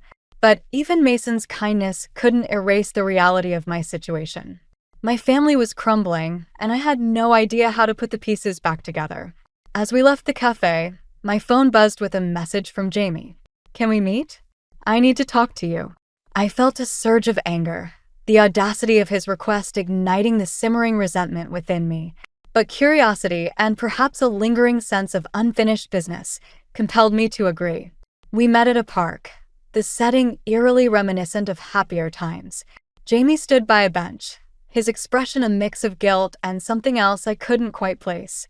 "Thanks for coming," he began, his voice tentative. "What do you want, Jamie?" I asked, my tone sharper than I intended. He sighed, running a hand through his hair. "I know I've messed up, but I want to make things right." I laughed, a bitter sound that echoed in the still air. "Make things right? You've done nothing but make things worse." He flinched, the truth of my words hitting home. "I know, but I'm trying to fix it." "Fix it?" I repeated, incredulous. "You've destroyed everything, Jamie. There's no fixing this." His shoulders sagged, defeat etched into his features. "I'm sorry, Harper. I really am." The sincerity in his voice was unexpected, but it did little to soothe the raw wound of betrayal. "Sorry doesn't change anything." We stood there in silence, the weight of our shared history pressing down on us. I felt a pang of sadness for what we'd lost, but it was quickly overshadowed by the reality of our situation. As I turned to leave, Jamie's next words stopped me cold. "Celeste is considering giving up the baby." I froze, the implications of his statement crashing over me like a tidal wave. "What?" "She's overwhelmed, Harper. She doesn't know what to do," he explained, his voice filled with a mix of desperation and regret. The revelation added a new layer of complexity to an already tangled web. It was a twist I hadn't anticipated, one that made the situation feel even more hopeless. I felt the ground shift beneath me, the fragile foundation of my life crumbling further. Back at Theo's, I sat in the darkened living room, the enormity of everything pressing down on me. My family was fractured, my marriage in ruins, and now this new complication threatened to unravel what little resolve I had left. As I sat there, the themes of revenge and justice that had driven me began to blur, their edges softened by the harsh realities of life. I realized that I was at a crossroads, faced with a choice that would define not only my future but the future of those around me. In that moment of darkness, I understood that true strength lay not in seeking revenge, but in finding a way to move forward, to build something new from the ashes of what had been. It was a daunting task, but one I was determined to face head-on, no matter the cost. The air was thick with tension as I stood on the threshold of my parents' home, preparing for what I knew would be a pivotal confrontation. The weight of their choices, the betrayal, and the tangled web of emotions had led us to this moment. I took a deep breath, steeling myself for what lay ahead, and pushed open the door. Inside, the atmosphere was charged, a storm of unspoken words and unresolved conflicts. Celeste sat on the couch, her expression a mix of defiance and vulnerability. Jamie stood nearby, his posture tense, while Evelyn and Walter hovered uncertainly, caught between their daughters. "Thank you for coming, Harper," Evelyn began, her voice a strained attempt at warmth. I nodded curtly, my gaze fixed on Celeste. We need to talk. Celeste met my eyes, her bravado faltering. I know. Jamie shifted uncomfortably, his presence a constant reminder of the betrayal that had shattered my world. We all need to talk, he added, his voice barely above a whisper. I took a seat, the silence stretching between us like a chasm. You're considering giving up the baby, I stated, my words more accusation than question. Celeste flinched, her facade cracking. I don't know what else to do, Harper. Everything's falling apart. I felt a flicker of sympathy, but it was quickly overshadowed by the anger and hurt that had defined the past weeks. You made choices, Celeste. Choices that affected all of us. I know, she admitted, her voice small. But I didn't mean for it to get this far. Jamie stepped forward, his expression earnest. We're trying to fix things, Harper. We really are. I laughed, the sound bitter and sharp. Fix things? You've done nothing but make them worse. Evelyn interjected, her tone pleading. Harper, please. We need to find a way forward. I turned to her, the weight of their decision to mortgage the house pressing heavily on my mind. And what about you? You're risking everything for them. Walter sighed, his voice weary. We're trying to help, Harper. It's what families do. Is it? I challenged, my voice rising. Because it feels like you're choosing them over me. The room fell silent, the truth of my words hanging in the air. I could see the conflict in their eyes, the struggle to reconcile their actions with the consequences. As the tension reached a breaking point, an unexpected voice cut through the silence. Mason had arrived, his presence a steadying force amid the chaos. Maybe we're looking at this the wrong way, he suggested, his tone calm but firm. I turned to him, surprised by his intervention. What do you mean? Mason stepped forward, addressing the room. This isn't just about who did what. It's about what happens next. You all have a chance to make things right, but it starts with honesty. His words resonated, a beacon of clarity in the storm. I realized that revenge and justice weren't the only paths forward. There was room for understanding, for finding a way to rebuild. Celeste looked at me, her eyes filled with a mix of regret and hope. I'm sorry, Harper. Truly. I nodded, the anger that had fueled me beginning to ebb. I know. Jamie spoke up, his voice steady. We want to do better. For the baby, for all of us. I took a deep breath, the enormity of their words settling over me. This was the moment, the chance to redefine what family meant, to build something new from the ashes of what had been. I can't promise anything, I said, my voice firm but open. But I'm willing to try. The relief in the room was palpable, a collective exhale that signaled the beginning of a new chapter. It wouldn't be easy, and the road ahead was fraught with challenges. But it was a start. As we sat together, discussing the future and the steps we needed to take, I felt a sense of peace I hadn't known in weeks.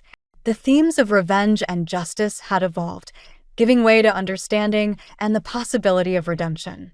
Mason's presence was a steady reminder that I wasn't alone, that there were people willing to stand by me as I navigated the complexities of life.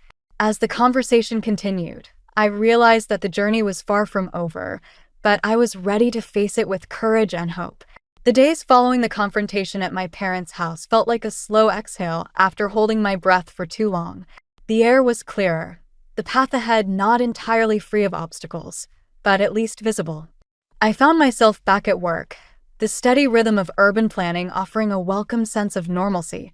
My projects, once a refuge, were now a testament to my resilience and growth.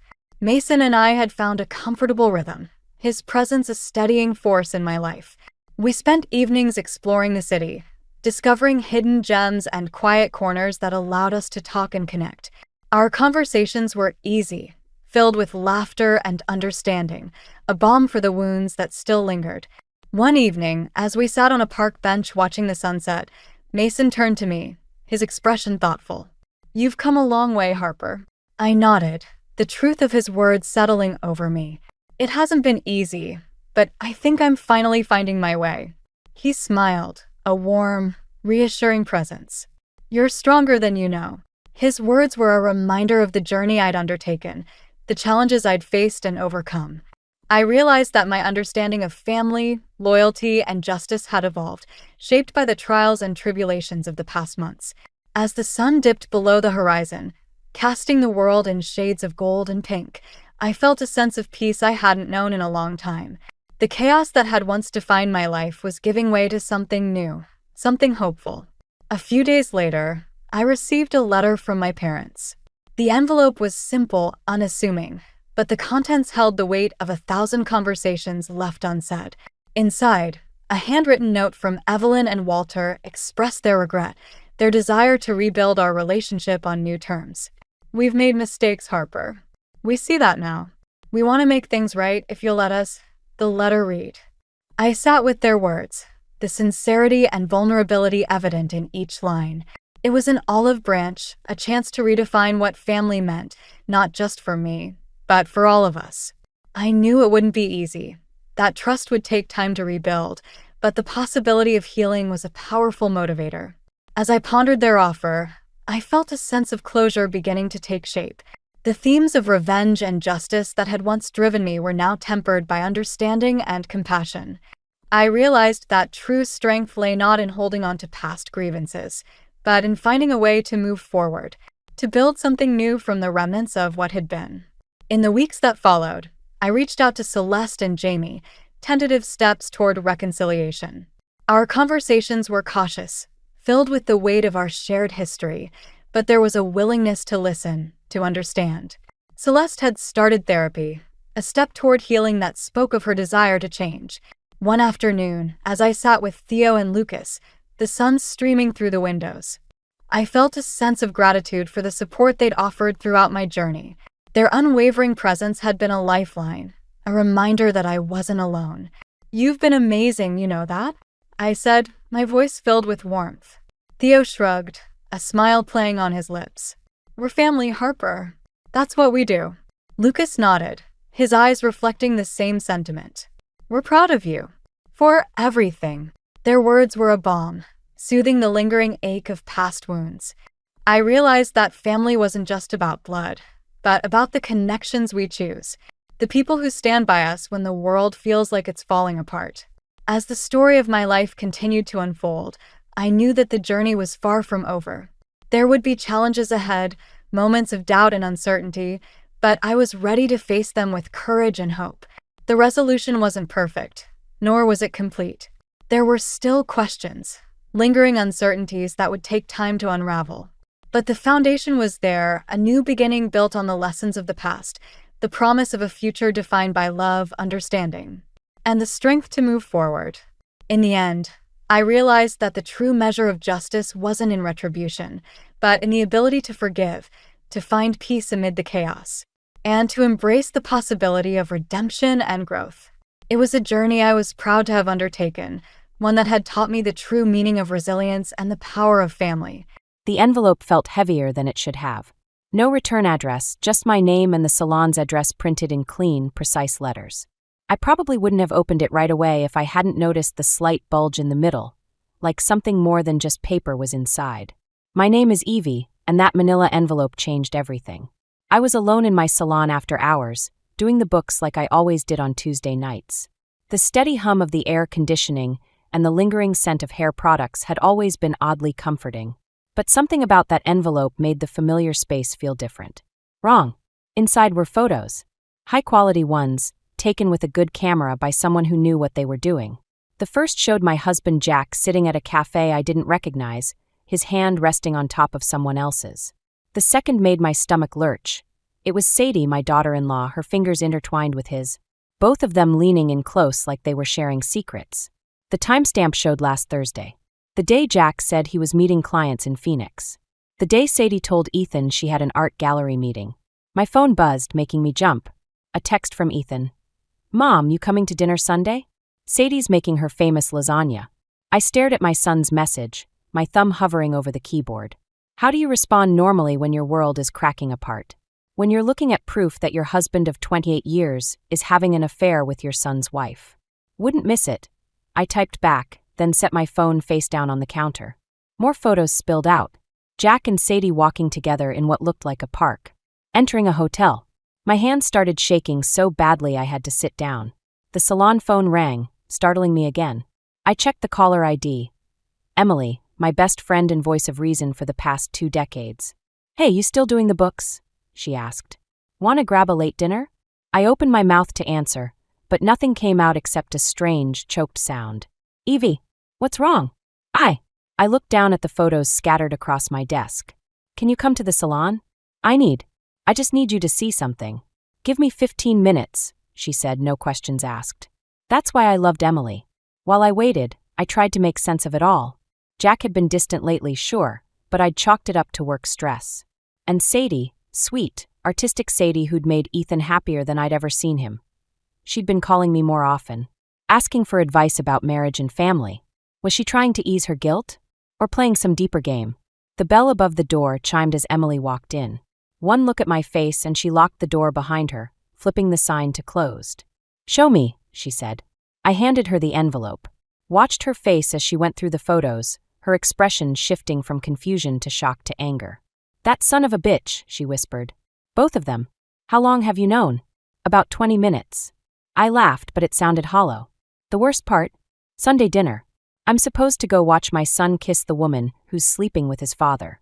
Watch him tell her he loves her while she pretends to be the perfect wife." Emily set the photos down carefully like they might bite. "What are you going to do?" I looked at the last photo in the stack. Jack and Sadie leaving the hotel, his hand on the small of her back. So casual, so comfortable. Like they'd done it 100 times before. "I don't know," I said. "But I can't let Ethan walk into Sunday dinner blind. I can't watch them destroy my son." "We'll figure it out," Emily said, pulling up a chair beside me. "But first you need a drink. A strong one." As she reached for her purse, another envelope slipped from between the photos, smaller than the first. Inside was a single note. "This is just the beginning. More proof to come." I had no idea who sent these photos or why, but one thing was certain. My quiet life running a salon and playing happy families was over. And maybe that wasn't entirely a bad thing. Emily stayed with me until midnight, plotting and planning over a bottle of wine. By the time I got home, Jack was already in bed, his soft snores echoing down the hallway. I stood in the doorway, watching him sleep, wondering how many nights I'd done this same thing, completely blind to who he really was. The next morning brought a new kind of hell, pretending everything was normal. Jack kissed me goodbye like always, his cologne lingering in the air after he left. The same cologne I'd smelled on Sadie last week, when she stopped by the salon for a trim. The memory made me gag. "You're distracted today," Maria, one of my stylists, said as I nearly poured color developer into the wrong bowl. "Everything okay?" "Just tired," I lied, forcing a smile. "Had a late night doing the books." My phone buzzed. A text from Sadie. "Hey Mom, can we grab coffee? Need your advice on something." The casual mom hit me like a slap. I'd loved hearing her call me that, had been so grateful that Ethan found someone who wanted to be part of our family. Now each letter felt like poison. "Sure, sweetie. Lunch break at 1. We met at the little cafe across from my salon. Sadie was already there, fidgeting with her wedding ring. Ethan's grandmother's ring. My mother-in-law's ring. "Thanks for meeting me," she said, her smile not quite reaching her eyes. "I've been wanting to talk to you about Ethan." I took a slow sip of water, studying her face. She looked tired, nervous. "Good. Is everything okay?" I asked, proud of how steady my voice sounded. "He's been working so much lately. The startup's taking all his time, and She paused, twisting the ring again. "I feel like we're drifting apart." The irony almost made me laugh. "Almost. Marriage takes work," I said carefully. "Communication is key. No secrets." Sadie's hand jerked, knocking over her water glass. Ice cubes scattered across the table as she scrambled for napkins. "I'm so clumsy lately," she muttered, her cheeks flushing. I don't know who to talk to about this stuff. You and Jack have such a strong marriage. How do you do it?" I helped her mop up the water, buying time to control my expression. "Trust," I said finally. "Without trust, you have nothing." Her phone chimed.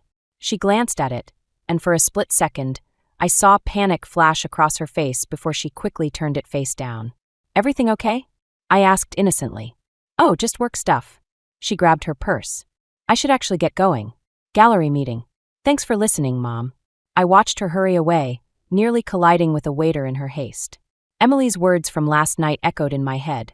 "We need proof." Real proof, not just photos from some anonymous source. Back at the salon, I called the number Emily had given me.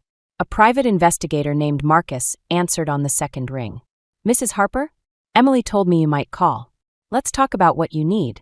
As I explained the situation, Jack texted. Working late tonight. Don't wait up. One more thing, I told Marcus. I need you to track my husband's movements tonight. He says he's working late. We'll start immediately, Marcus said. And Mrs. Harper? Based on what you've told me, I suggest we also look into your husband's financial records. These situations often have a money trail. After hanging up, I stared at my reflection in the salon mirror. The woman looking back at me seemed different somehow. Harder, more determined. My phone buzzed again with another text from Jack. Love you.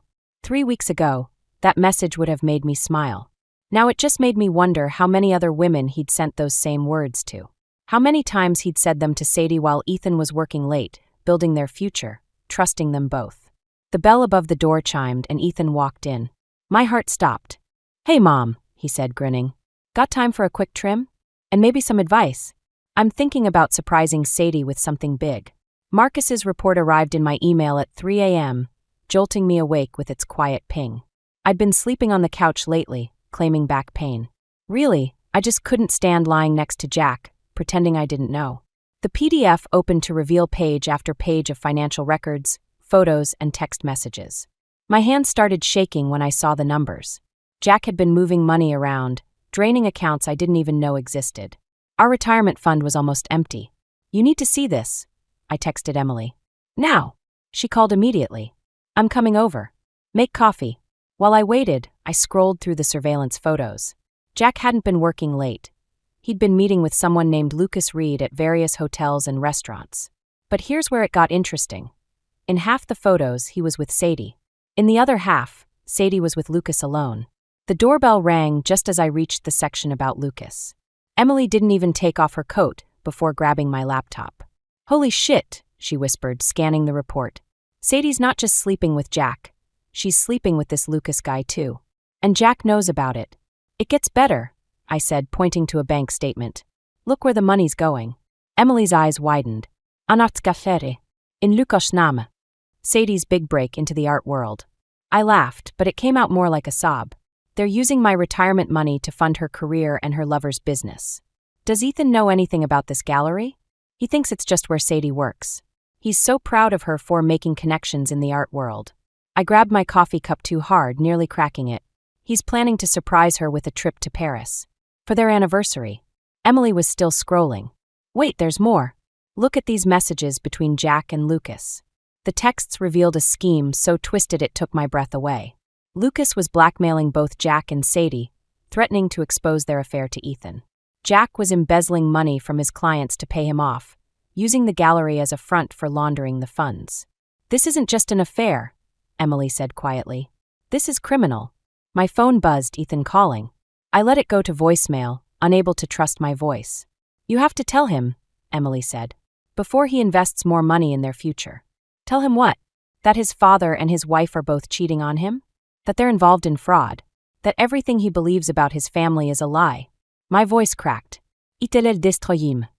Better he hears it from you than the police. A key turned in the front door. Jack.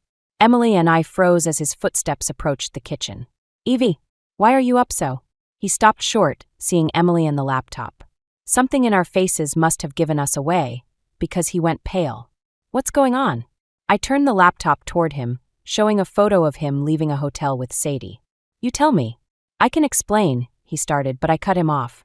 Can you explain the missing retirement fund too? Or the money laundering? Or why you're letting our daughter-in-law sleep with both you and her gallery partner? He sank into a chair, suddenly looking every bit of his 50 years. It's complicated. Actually, it's very simple, I said, surprised by how calm I felt. You're going to call Sadie right now. Tell her to come over. We're going to have a family meeting. Evie, please. Or I can call Ethan first. Your choice. Jack pulled out his phone with shaking hands. As he dialed, another text came through on my phone, from an unknown number. Mrs. Harper, this is Lucas Reed. We should talk. I have a proposition that might interest you. I showed the message to Emily, who raised her eyebrows. Think he's trying to blackmail you too?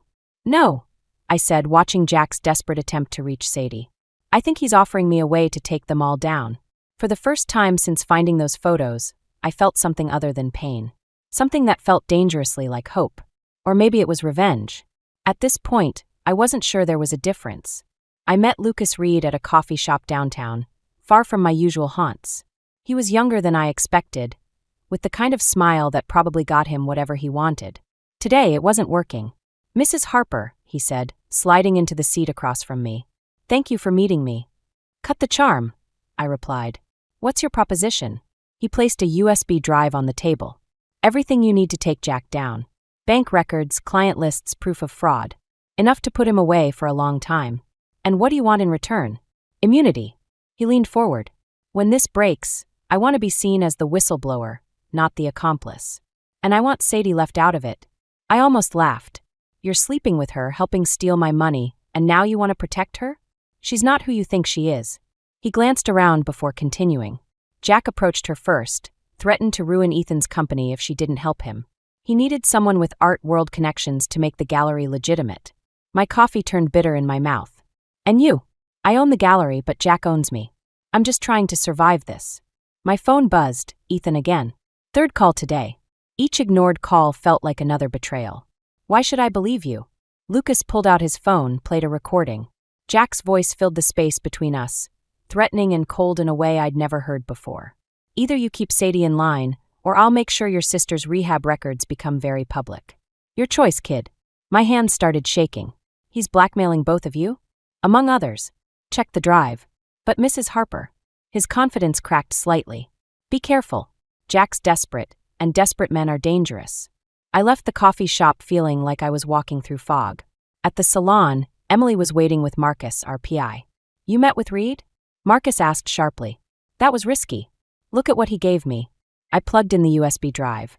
Files populated the screen, hundreds of them. Client records, bank statements, emails. Jack hadn't just been stealing from us. He'd been running a sophisticated fraud scheme for years. "This is bigger than an affair," Emily said quietly. "This could destroy everything. The salon, Ethan's company." "Mom!" We all froze.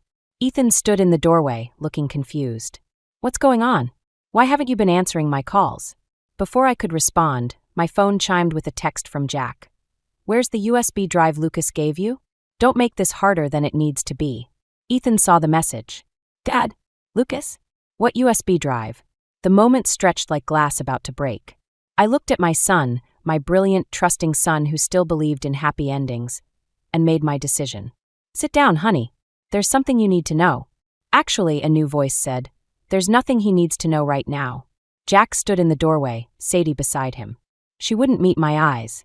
"Emily, Marcus, please give us some family time," Jack said smoothly, but I saw his hand tighten on Sadie's arm.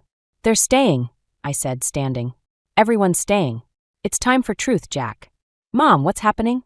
Ethan's voice cracked slightly. I reached for the USB drive, but Jack moved faster than I expected. Suddenly he had my wrist, his grip just tight enough to hurt. "Think carefully, Evie," he whispered. "Some truths destroy more than just marriages."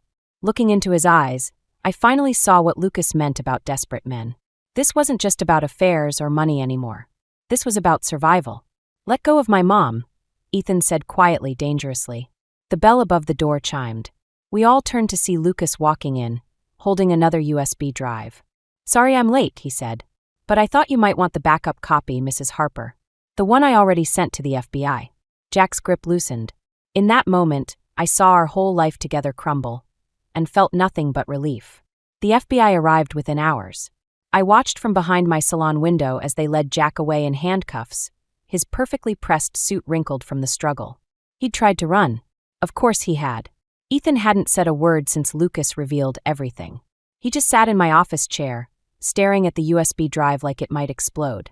Sadie stood in the corner, tears streaming down her face, but I couldn't tell if they were real or just another performance. "I can explain," she whispered. "Ethan, please. Don't." His voice was ice. "Just don't."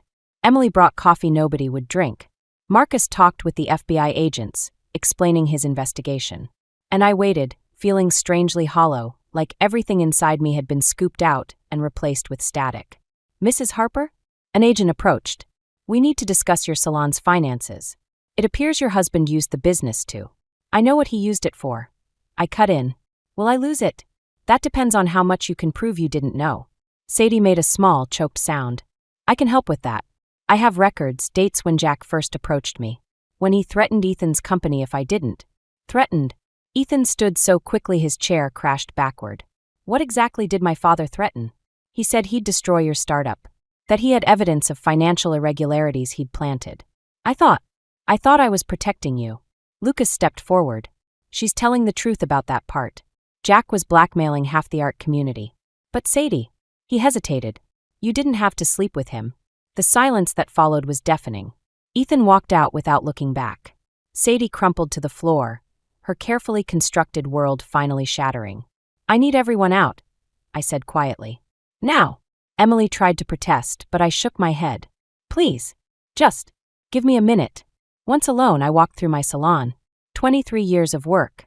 Every mirror, every chair, every bottle of product, I'd chosen them all. Built this place from nothing. And Jack had used it like his personal piggy bank, laundering money through fake appointments and non-existent services. My phone buzzed. A text from an unknown number. Check the safe in Jack's office. Code is your anniversary. I almost ignored it, but something made me drive to Jack's office building. His secretary let me in without question. News hadn't spread yet. The safe was behind a terrible painting of a golf course. Inside was a single envelope. Divorce papers already filled out. Dated 3 months ago. And a letter. Evie, when you find this, everything will have fallen apart. I'm sorry for what I've done to our family, but not sorry enough to stop. The money's gone. All of it. But I've left you something better, freedom. Sign the papers. Save yourself. Jack. My laugh sounded hysterical even to my own ears. He'd planned his own escape, right down to divorcing me before everything exploded. Protecting himself until the end. The secretary appeared in the doorway. Mrs. Harper? Your son is here. Ethan looked destroyed, older somehow. Mom. Sadie's gone. Left a note saying she's staying with Lucas until I decide what I want. What do you want? He picked up the divorce papers, scanned them. I want to go back to last week when my biggest problem was choosing between investors. When my family wasn't a lie. I touched his cheek, this man who'd once been my tiny boy. Not everything was a lie. Tell me what to do, Mom. Please. But I couldn't. Because in that moment, looking at Jack's perfectly prepared escape plan, I realized something. Revenge wasn't what I needed. Neither was justice, really. What I needed was to rebuild. Myself, my business, my relationship with my son. We start over, I said finally. Together. And we do it right this time. My phone buzzed again. Another text from Lucas. There's more you need to know. Meet tonight? I deleted it without responding. Whatever game he was playing, whatever secrets were still hidden, they could wait. Right now, my son needed me. And for the first time in weeks, I knew exactly what to do. I visited Jack in jail a week after his arrest. The orange jumpsuit made him look smaller, older. Gone was the confident financial advisor who'd charmed clients with his easy smile. In his place sat a stranger with hollow eyes. Why did you want to see me? He asked through the glass. The FBI found more accounts, I said. Hidden ones. In the Caymans. He didn't react. Just studied my face like he was trying to memorize it. You look tired, Evie. The salon's being audited. They're questioning every transaction for the past 5 years. I might lose everything. You won't. He leaned forward. Check the storage unit on 5th. Box 247. The keys in my golf bag inside the 9-iron grip. I almost got up and left. More secrets, more breadcrumbs leading to God knows what. But I stayed, watching my husband of 28 years fidget with his handcuffs. Sadie's pregnant, I said. His face went white. Is it? She doesn't know. Could be yours, could be Lucas's. Could even be Ethan's. I pressed my hand against the glass. Our grandchild might never know which man is their grandfather. Jack's composure cracked. He started to cry, ugly, racking sobs that drew stares from the guards. I should have felt satisfaction. Instead, I just felt empty. Later, at the storage facility, I found the box. Inside was a laptop and a letter from Lucas to Sadie, dated months ago. My darling, Jack's getting suspicious. He knows about us, about the real reason for the gallery. We need to move faster. Once the money's transferred, we'll have enough to disappear. Just keep playing your part a little longer. All my love. Elle. My phone rang. Emily. Turn on the news. Now. I rushed to my car, flipped on the radio. Lucas Reed had been found dead in his gallery. Apparent suicide. Note confessing to everything, absolving Jack of all wrongdoing. My hands shook as I called Ethan. Voicemail. I tried Sadie next. Nothing. At home, I found Ethan sitting in the dark kitchen. She's gone, he said. Took everything. Even Mom's jewelry you were saving for my wife. Ethan. Lucas didn't kill himself, did he? His voice was eerily calm. Dad arranged it. And Sadie knew it was coming. Before I could answer, my phone buzzed with a text from an unknown number. Storage unit was a trap. Laptops tracked. FBI en route. Hope you didn't touch it. S. Sirens wailed in the distance, getting closer. They're coming for you now, Ethan said, still unnaturally calm. Dad's last move. Set you up to take the fall. The faithful wife who knew everything, helped launder the money through her salon. How do you know all this? He pulled out his phone, showed me texts between him and Sadie. It's done. Your mom found the laptop. By tomorrow, she'll be in custody and you'll be free. I'm sorry, baby. Your dad said it was the only way. My own son, my baby boy who used to crawl into my bed during thunderstorms, had helped them destroy me. Why? I whispered. Because Dad promised to fix everything. My company, Sadie's Gallery, all of it. Said you were the only one who could take the fall without serving serious time. He wouldn't meet my eyes. I'm sorry, Mom. I'm so sorry. The sirens were right outside now.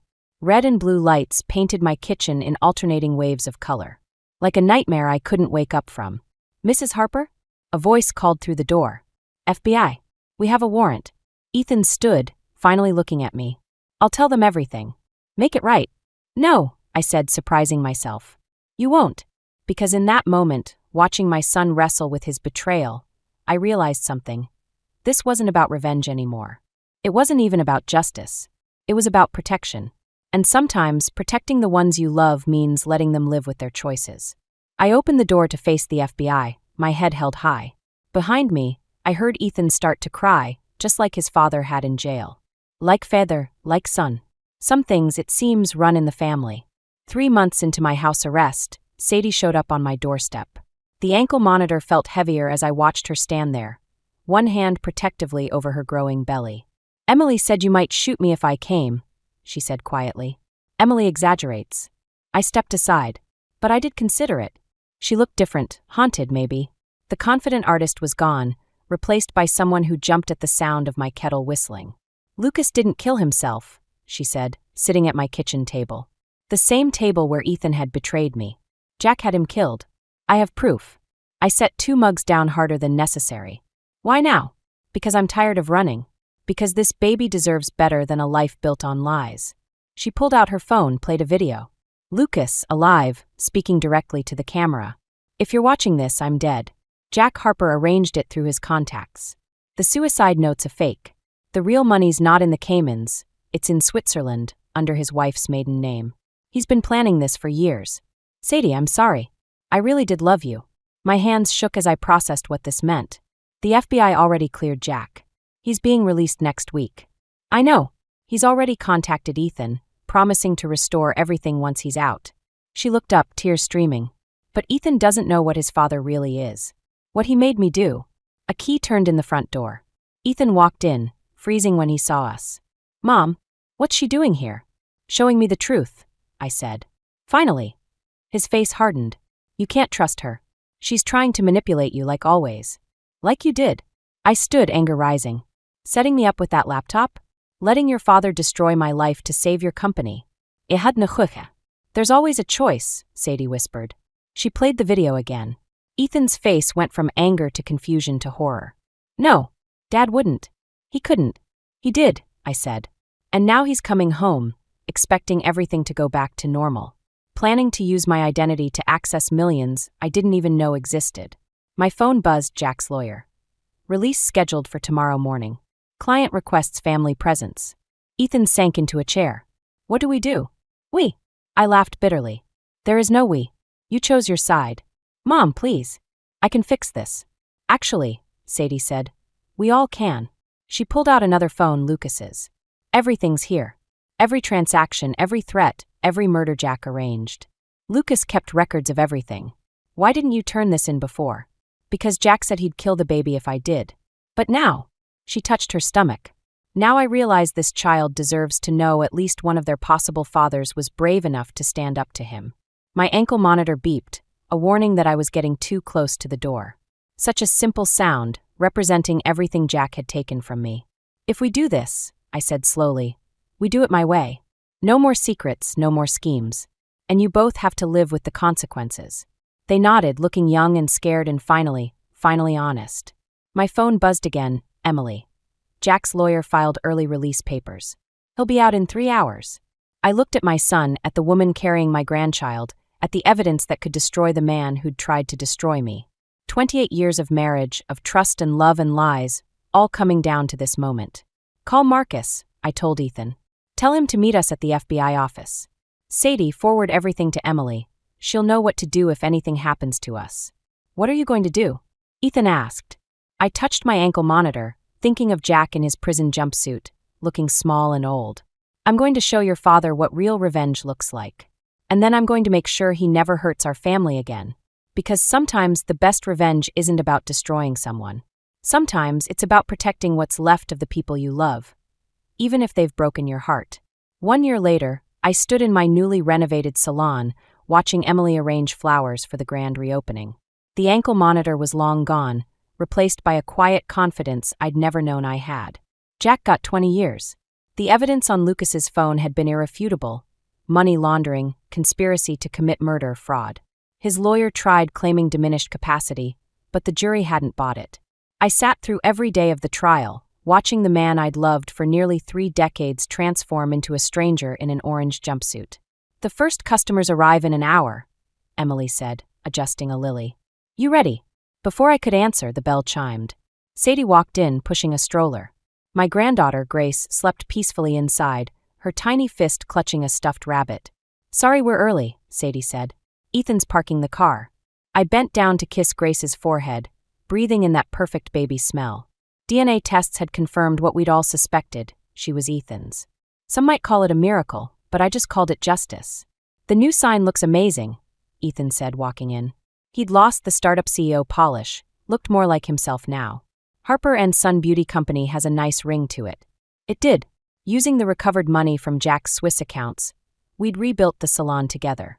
Ethan handled the business side while I focused on what I did best, making people feel beautiful, inside and out. Mrs. Harper? Maria, my longest-serving stylist, called from the back. There's a letter for you. The envelope was cream-colored, expensive. Inside was a single sheet of paper, Jack's precise handwriting unchanged by prison. Evie, I heard about Grace. About the salon. About everything. You won fair and square. I just wanted you to know. I really did love you. Still do. Some lies are built on truth. Gee. I folded the letter carefully, tucked it into my appointment book without responding. Some truths don't need acknowledgement. Mom. Ethan touched my shoulder. You okay? Better than okay, I said and meant it. Where's that champagne Emily's been hiding? We gathered around the front desk, Emily, Ethan, Sadie, the entire salon staff. Grace woke up just in time, her eyes so much like her father's it made my heart ache. To new beginnings, Emily toasted. And old wisdom. I added, thinking of that first envelope of photos, the anonymous tip that had started it all. Later, after the successful reopening, I found another envelope in my office. Inside was a familiar-looking photo of Jack and Sadie at that cafe, but this time I noticed something in the background. A reflection in the window. Lucas taking the picture. Playing all sides until the very end. My phone buzzed with a text from an unknown number. Thought you should have the whole set. Sorry it took so long to make things right. Elle's sister. I smiled, remembering Lucas's final gift. The evidence that had saved my family, delivered through the one person he'd truly wanted to protect. His sister, the real owner of the gallery, who'd been quietly documenting everything. Ready to go? Ethan called. Grace wants her bedtime story from Grandma. I locked the photo away with Jack's letter. Some stories don't need to be told, at least not yet. Maybe someday, when Grace is older, she'll ask about the grandfather she never met, about the woman her mother used to be, about the way families can break and heal and transform. But for now, I just wanted to hold my granddaughter, to watch my son and his wife rebuild their marriage one day at a time, to run my fingers through fresh-cut hair and listen to the gentle hum of blow dryers and conversation. Because revenge isn't always about destroying what hurt you. Sometimes it's about building something better from the ruins. Sometimes it's about choosing love over anger, forgiveness over punishment. Not because it's easy, but because it's the only way to truly move forward. I turned off the salon lights, watching the new sign glow in the darkness. Harper & Son Beauty Company, a testament to what we'd lost, what we'd found, and what we'd built from the ashes of betrayal. Some beautiful things, it turns out, can only be created after everything falls apart. I never thought I'd be the type of person to snoop through my husband's office. Yet here I was, hands trembling as I held a letter that would shatter everything I thought I knew about my life with Grant. My name is Lila, and until today, I believed I had the kind of marriage other people envied. 15 years together, a beautiful adopted daughter, and a life that looked perfect on paper. But paper, as I was learning, could hide devastating secrets. I hadn't meant to find it. I was just looking for our daughter Avery's immunization records for her school registration when I knocked over a stack of Grant's files. As I gathered the scattered papers, an unopened envelope caught my eye. The return address was from Meridian Investment Partners, dated 3 months ago. "What are you doing in here?" Grant's voice made me jump. He stood in the doorway of his home office, his usually pristine appearance slightly disheveled. His tie was loose, and dark circles shadowed his eyes. "I needed Avery's records," I said, still clutching the letter. "Grant, what's this about a margin call for $2 million? His face hardened in a way I'd never seen before. "You had no right to read my private correspondence." "Private correspondence? We're married. Since when do we keep secrets about money?" My voice cracked. $2 million, Grant.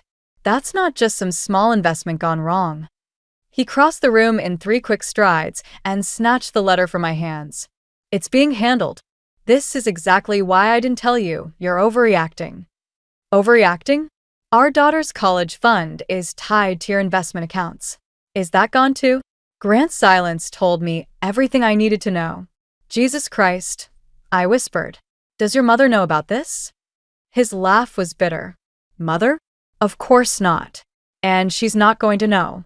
Neither is anyone else." He stepped closer, his cologne suddenly suffocating. "This stays between us, Lila. I mean it." I backed away, my hip bumping his desk. "Or what? Don't be dramatic. I'm protecting our family. Everything I've done has been for us, for Avery. The mention of our daughter sparked something in me. Don't you dare use her as an excuse. You gambled away her future." "Keep your voice down," he hissed. "She'll hear you."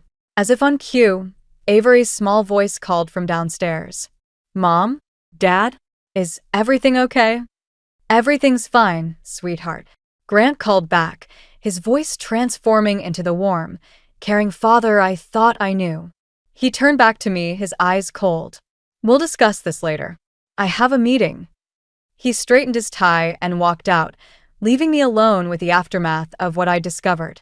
My phone buzzed, a text from Theo, my colleague at the social services office. "Still on for lunch?" I stared at the message, my mind racing. Theo had always been perceptive, warning me months ago that something seemed off with Grant. I defended my husband then, convinced Theo was seeing problems that didn't exist. Now I wondered what else I'd been blind to. I heard Grant's car start in the driveway, then the sound of tires on gravel.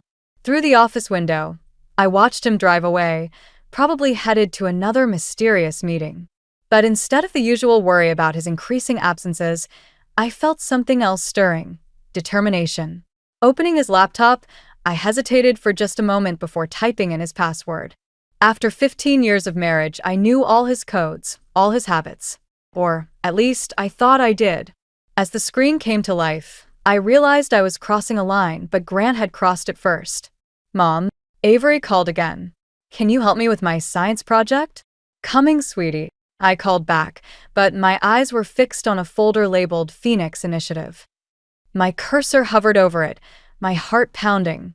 Whatever secrets Grant was keeping, whatever he'd done with our money, I was going to find out. Not just for me, but for Avery. She deserved better than a life built on lies. I clicked the folder. The Phoenix Initiative folder was empty.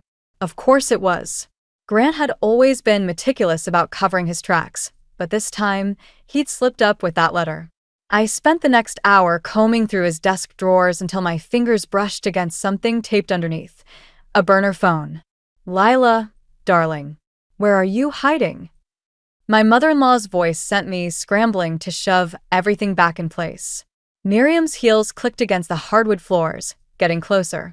I barely had time to slip the phone into my pocket before she appeared in the doorway, perfectly coiffed as always.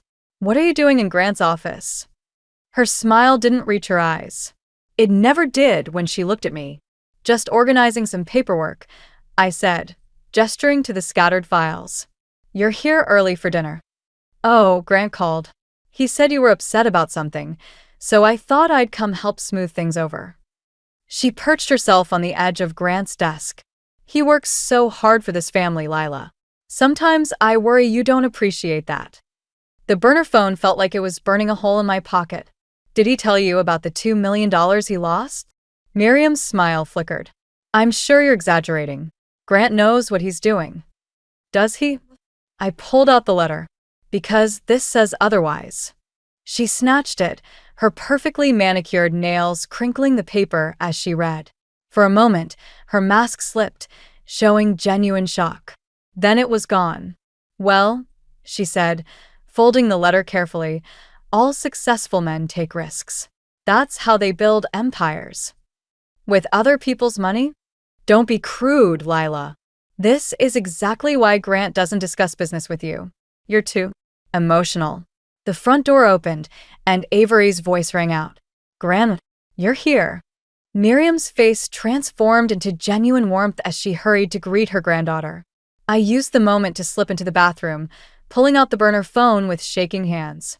The call log showed dozens of conversations with someone listed only as PI. Mom, Avery called up. Can we have pizza for dinner?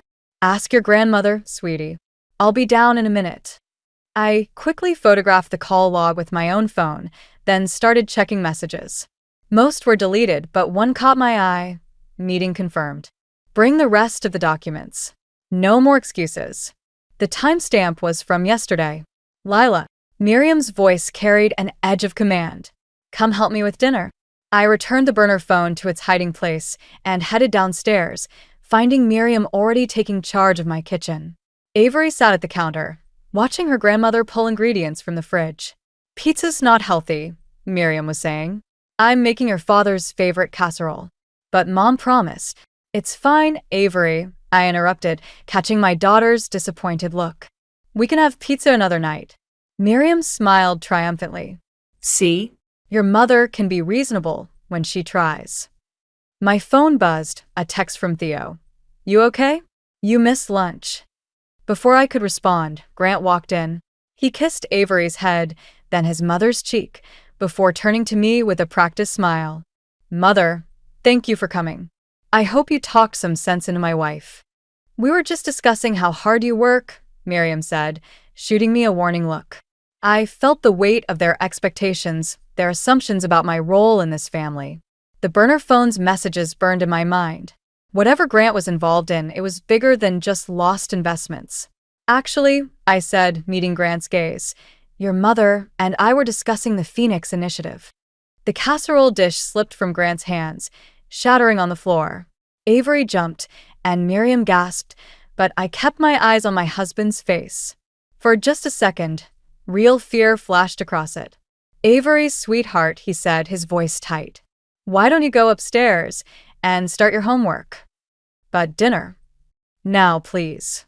As our daughter trudged upstairs, Grant turned to me, all pretense gone from his expression. Where did you hear that name? I smiled, channeling Miriam's perfect mask. Maybe we should discuss this after dinner. As a family. The game was changing, and for once, I had the upper hand. I just hoped I was ready for whatever came next. I followed Grant's silver Mercedes through downtown, keeping 3 cars between us. After that tense dinner 2 nights ago, he'd grown more secretive, but also sloppier. He hadn't noticed me watching him punch in the code for a new burner phone, or realized I'd installed a tracking app on his regular cell for emergencies. The Mercedes pulled into the parking lot of the St. Regis Hotel. Of course, somewhere expensive and discreet. I parked across the street, watching Grant check his reflection in the lobby's glass doors before heading inside. My phone buzzed. "Theo, you sure about this? I can call in an anonymous tip instead." I texted back, "I need to see for myself." The hotel's air conditioning hit me like a wall as I entered. Grant's voice drifted from the bar, that familiar laugh he used when charming clients. I slipped into a booth, hidden behind a large potted plant, and finally saw who he was meeting. She was younger than me, maybe early 20s, with perfectly styled dark hair and an expensive suit. But it was her expression that caught my attention, not flirtatious, but worried. She kept glancing around nervously. "The investors are getting impatient, Grant," she said, her voice barely carrying to my hiding spot. "They want their money back. Patricia, relax. The Phoenix Initiative is still viable. We just need more time." "Time?" She laughed bitterly. "The SEC is asking questions. If they trace those transfers." "They won't." Grant reached for her hand, but she pulled away. "Trust me, I've handled everything." "Like you handled the margin call?" Patricia stood up, gathering her papers. "I'm not going down for this. You have until Friday to make it right." She hurried past my booth without noticing me, leaving Grant alone with his whiskey. I waited, watching him make 3 separate phone calls, his movements becoming increasingly agitated. Finally, he headed for the elevator. I should have left then. Should have gone home to Avery, who was probably wondering why both her parents were working late again. Instead, I followed him. The elevator stopped on the 7th floor.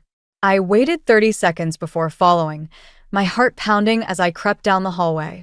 Voices leaked from room 714, Grant's and another woman's, but not Patricia's. "It's all falling apart," Grant was saying. "I need more time." "Time isn't the problem, darling." The voice was familiar. Too familiar. "Money is. And I know just how to get it."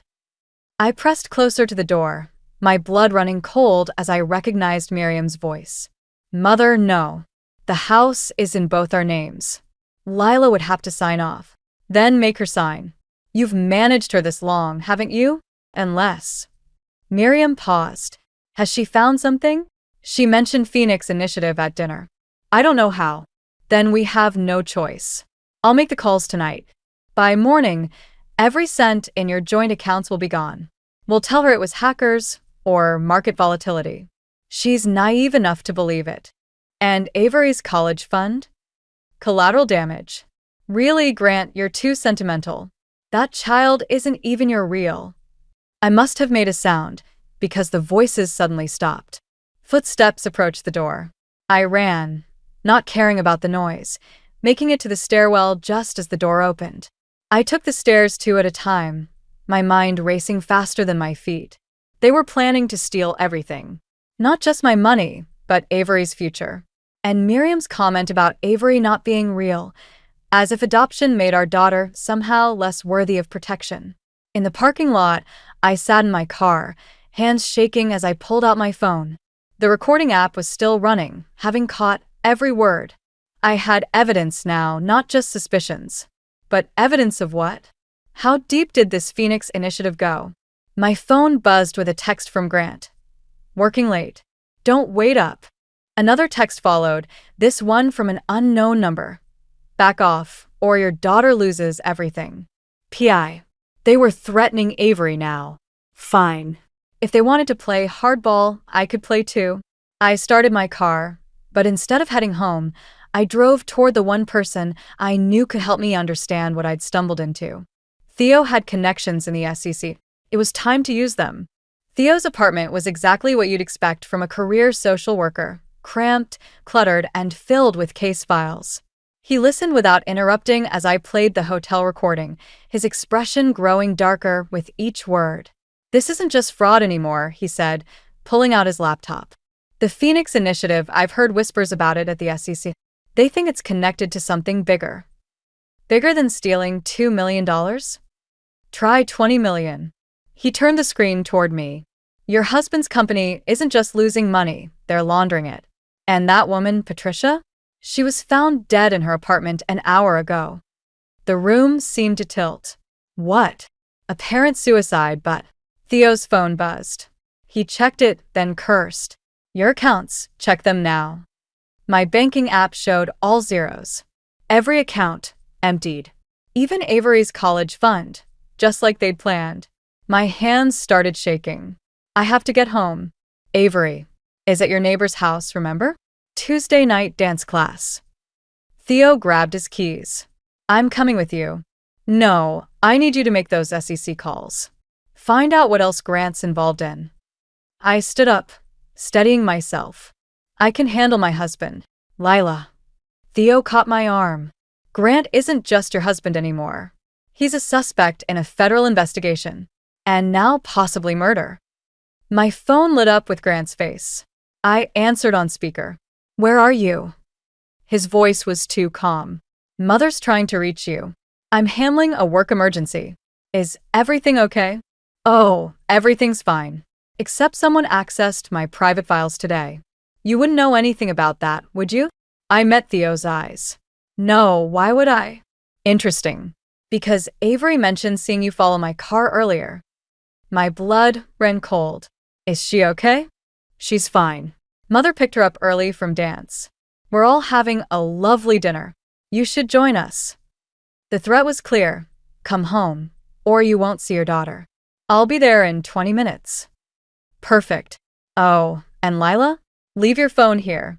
Family dinner should be private, don't you think? The line went dead. You can't go, Theo said. Let me call and back up. They have my daughter. I pulled out my phone, quickly forwarding the recording and account screenshots to his email. If I don't show up alone, they'll disappear with her. You know they will. Then, what's your plan? I opened my purse, showing him Grant's burner phone. They think they're the only ones who can play dirty. Time to prove them wrong. Theo grabbed a business card from his desk. My friend at the SEC. Call her the moment you're safe. The drive home felt surreal. Our house glowed with warm light, looking like the perfect family home we'd pretended to be. Through the dining room window, I could see them. Grant at the head of the table, Miriam beside him, and Avery, my beautiful daughter, pushing food around her plate. My phone buzzed one last time, an email notification. Theo had found something about Phoenix Initiative. I forwarded it without reading it, then deleted everything. Whatever happened next, I needed evidence somewhere safe. Taking a deep breath, I walked to my front door. Before I could reach for my keys, it swung open. Grant stood there, smiling that perfect smile that used to make me feel safe. Welcome home, darling. Mother made your favorite lasagna. Did she? I stepped inside, my heart racing as the door closed behind me. That's so thoughtful. Isn't it? His hand gripped my arm, steering me toward the dining room. Family should always come first. Don't you agree? I caught Avery's eye as we entered. She looked scared, but trying to hide it, just like her mother. Absolutely, I said, taking my seat. Family is everything. Miriam raised her wine glass. To family. I raised mine too, watching the red liquid catch the light. Somewhere in the city, Theo was making calls. Evidence was building. All I had to do was keep my family safe for one more night. To family, I echoed and took a sip. The manila envelope sat heavy in my lap as I waited in Grant's office parking lot. Inside were divorce papers, custody agreements, and printouts of every damning email Theo's SEC contact had sent me. It had been 3 days since that horrible family dinner, 3 days of playing the dutiful wife while gathering evidence. Grant's Mercedes pulled into his reserved spot. Showtime. We need to talk, I said, stepping out of my car. He didn't look surprised to see me. Let me guess, another conversation about trust? About Patricia Martinez's suicide, actually. His step faltered. Just slightly, but enough. I read about that. Tragic. Interesting timing, though. Right after she threatened to expose Phoenix Initiative. I followed him into the building. Did Mother help with that too? He jabbed the elevator button harder than necessary. Careful, Lila. You're starting to sound paranoid. The elevator doors closed, trapping us together. I pulled out the papers. I want full custody of Avery. Excuse me? Sign these, and I won't send copies to the SEC. His laugh was cold. You're bluffing. Like Patricia was bluffing? The elevator stopped at his floor. I wonder if she left a note. Grant grabbed my arm, dragging me into his office. You have no idea what you're dealing with. Actually, I do. I broke free, dropping the envelope on his desk. 20 million in laundered money. Shell companies. And now a dead whistleblower. You've been talking to Theodore Ramirez. He sat behind his desk, suddenly calm. Did he tell you what happened to his last informant? My phone buzzed. A text from an unknown number. Avery's safely picked up from school. Where is she? My voice shook. With mother, enjoying grandmother-granddaughter time. Grant opened the envelope, scanning the papers. You know, I always admired your dedication to lost causes. It's what makes you such a good social worker. She's my daughter. Is she? He pulled out his phone, showing me a video call with Miriam. Avery sat beside her, doing homework. Legal adoption is such a complex process. So much paperwork. Sometimes things get misplaced. The room spun. What did you do? Nothing yet. Sign this. He pushed a different document across the desk. It transfers your rights to the house and joint accounts to me. In exchange, certain adoption papers stay exactly where they belong. You're blackmailing me with our daughter? I'm protecting our family, like always. His smile was gentle, reasonable. Think about Avery. She needs stability, doesn't she? A proper home? My phone buzzed again, Theo. SEC moving in tomorrow. Get out now. Tick-tock, darling. Grant held out a pen. What's it going to be? I thought about Avery's face at dinner 3 nights ago. The fear in her eyes. The way she watched Grant and Miriam, learning how to navigate their manipulation. Learning to become them. You're right, I said, taking the pen. Avery needs stability. Relief flickered across his face as I began to sign. Then his phone rang. What? His face darkened. When? No, keep her there. I'm coming. He stood abruptly. We'll finish this later. Problem. Nothing I can't handle. He straightened his tie. Don't leave this office. The moment he was gone, I grabbed his laptop. His password was still the same, Avery's birthday. Amateur. Within minutes, I found what I needed. Emails about Phoenix Initiative, transfer records, and something unexpected, messages about Patricia's accident. I forwarded everything to Theo, then pulled out my second phone, the one Grant didn't know about. Is she safe? Yes, Theo replied. Got her out during lunch. She's with my sister. Footsteps approached. I quickly closed the laptop as Grant burst back in, his face livid. Where is she? Where's who? I stood, backing toward the door. Your mother? Patricia's ghost? Our daughter? You think this is a game? He advanced on me. You have no idea what these people are capable of. No, I said, holding up my phone, showing him the video I'd just sent to the SEC. But they're about to find out what I'm capable of. The sound of sirens filled the air outside. Grant's face went pale as he realized I hadn't been signing away my rights. I'd been signing his confession. The house looked different in the harsh morning light, all its perfect edges sharp and threatening. 2 police cars still sat outside, their lights off but their presence a warning. Grant had been arrested yesterday, but Miriam was still inside, and I needed to get Avery's things. You don't have to do this alone, Theo said from the driver's seat. Yes, I do. I unbuckled my seatbelt. Stay with Avery. She needs consistency right now. The front door opened before I could reach it. Miriam stood there, immaculate as always, but something had changed in her eyes. Come to gloat, she asked. I came for Avery's belongings. She stepped aside, watching me enter like a hawk studying prey. The house smelled of bleach, Miriam's stress-cleaning habit in full force. You've destroyed this family, she said, following me upstairs. Was that your plan all along? Worm your way in, then tear everything down. I pushed open Avery's door, fighting back nausea at the sight of her empty bed. You and Grant did that yourselves. We gave you everything. A home, a family, A child you couldn't have on your own. My hands shook as I packed Avery's favorite stuffed animals. You gave me lies. Grant's under investigation for murder, and you're probably next. Is that what you think? Miriam's laugh was brittle. The police just left.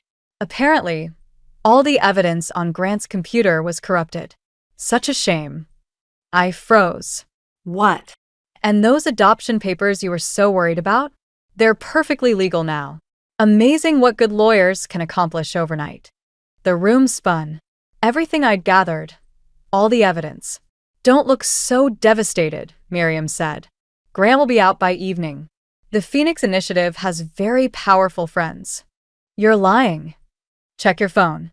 A news alert lit up my screen. Key evidence in financial fraud case corrupted. Suspect released pending investigation. No, I whispered. Oh, yes. Miriam picked up one of Avery's drawings from her desk. You know what's interesting about phoenix birds? They always rise from the ashes. Unlike social workers who make enemies of the wrong people. My phone buzzed again, Theo. Something's wrong. Police at the house. They have questions about your involvement.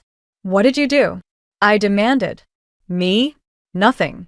But it seems someone used your credentials to access confidential financial records. And poor Patricia's medical history. Miriam's smile was venomous. Grant may have been sloppy, but I've been playing this game longer than you've been alive. Heavy footsteps echoed downstairs.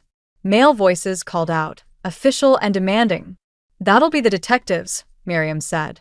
They have some concerns about your relationship with Theodore Ramirez. All those late-night meetings, secret phone calls. What would child services say about such unstable behavior from an adoptive mother? The room closed in around me. Everything I'd done to protect Avery was being twisted, used against me. You can't. I can do anything I want. Miriam stepped closer. But I'm giving you a choice. Leave now. Walk away from Avery, from all of this. Start fresh somewhere far away. Or stay and fight. Watch them tear apart your life, your career, your reputation. Watch Avery learn what it means to have a mother who chose revenge over family. The footsteps reached the top of the stairs. Tick-tock, Miriam whispered. What's it going to be? I looked at Avery's room, her books, her toys, the life we'd built. Then at the window, with its convenient trellis leading down to the garden. The same one I'd caught Grant using during his late-night meetings. You're right about one thing, I said, moving toward the window. A phoenix does rise from the ashes. Running away then? How disappointing. I turned back, meeting her triumphant gaze. No. I'm going to burn everything down first. The door burst open as I swung out onto the trellis. Let them chase me.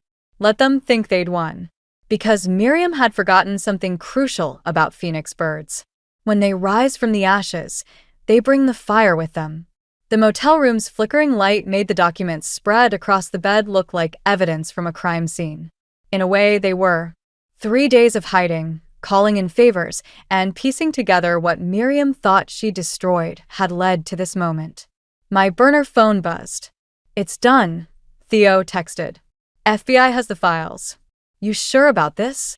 Before I could respond, someone knocked. Through the peephole, I saw Miriam, alone and looking less polished than usual. I know you're in there, she called. We need to talk. I opened the door, but blocked the entrance. How did you find me? Please. You used your old student ID to check in. Amateur move. She held up her hands. I'm alone. Grant doesn't know I'm here. Why should I believe you? Because the FBI just raided our house. Again. This time with evidence that wasn't conveniently corrupted. Her voice cracked. What did you do? I let her in, watching her take in the wall of evidence I'd constructed, photos, bank statements, and most importantly, Patricia's real suicide note. You were sloppy too, I said. Keeping trophies of your victories? Those files in your personal safe told quite a story. You broke into my house? No. Your housekeeper did. Amazing what people will share when they discover their pension was part of the money you stole. Miriam sank into the room's single chair. Where's Grant? Probably being arrested again. This time with evidence even Phoenix Initiative's lawyers can't make disappear. You don't understand what you've done. She looked older, suddenly vulnerable. These people, they'll come after all of us now. Even Avery. No, they won't. I pulled out my final piece of evidence, a USB drive. Because I have everything. Every name, every transaction, every crime. If anything happens to us, it goes public. You're bluffing. Try me. I sat on the bed's edge. You taught me well, Miriam. About family, about protection, about rising from the ashes. Her laugh was hollow. Is this revenge then? For all those years, I made you feel unwelcome? This is justice. For Patricia. For everyone whose lives you and Grant destroyed. I leaned forward, but mostly it's for Avery. So she never learns to become like you. You've taken everything from me, she whispered. No. You did that yourself. Every time you chose power over integrity. Every time you taught Grant that money matters more than morality. My phone buzzed again, a news alert about Grant's arrest. Miriam saw it too. He'll hate you for this, she said. Maybe. But Avery will be proud. Eventually. And what about me? For the first time, I saw real tears in her eyes. What happens to me? I pulled out an envelope. That's up to you. Option 1. Confess. Help the FBI unravel Phoenix Initiative. Maybe get leniency. And option 2. Run. Take what's left of your hidden accounts. Yes, I found those too, and disappear. Never contact us again. She stood slowly, straightening her jacket out of habit. You really think it's that simple? No. But I think it's necessary. I moved to the door. You have until morning to decide. After that, the FBI gets everything. You know what the difference is between us, Lila? She paused at the doorway. I would have burned it all down out of spite. You did it out of love. Goodbye, Miriam. After she left, I finally replied to Theo. It's done. How's Avery?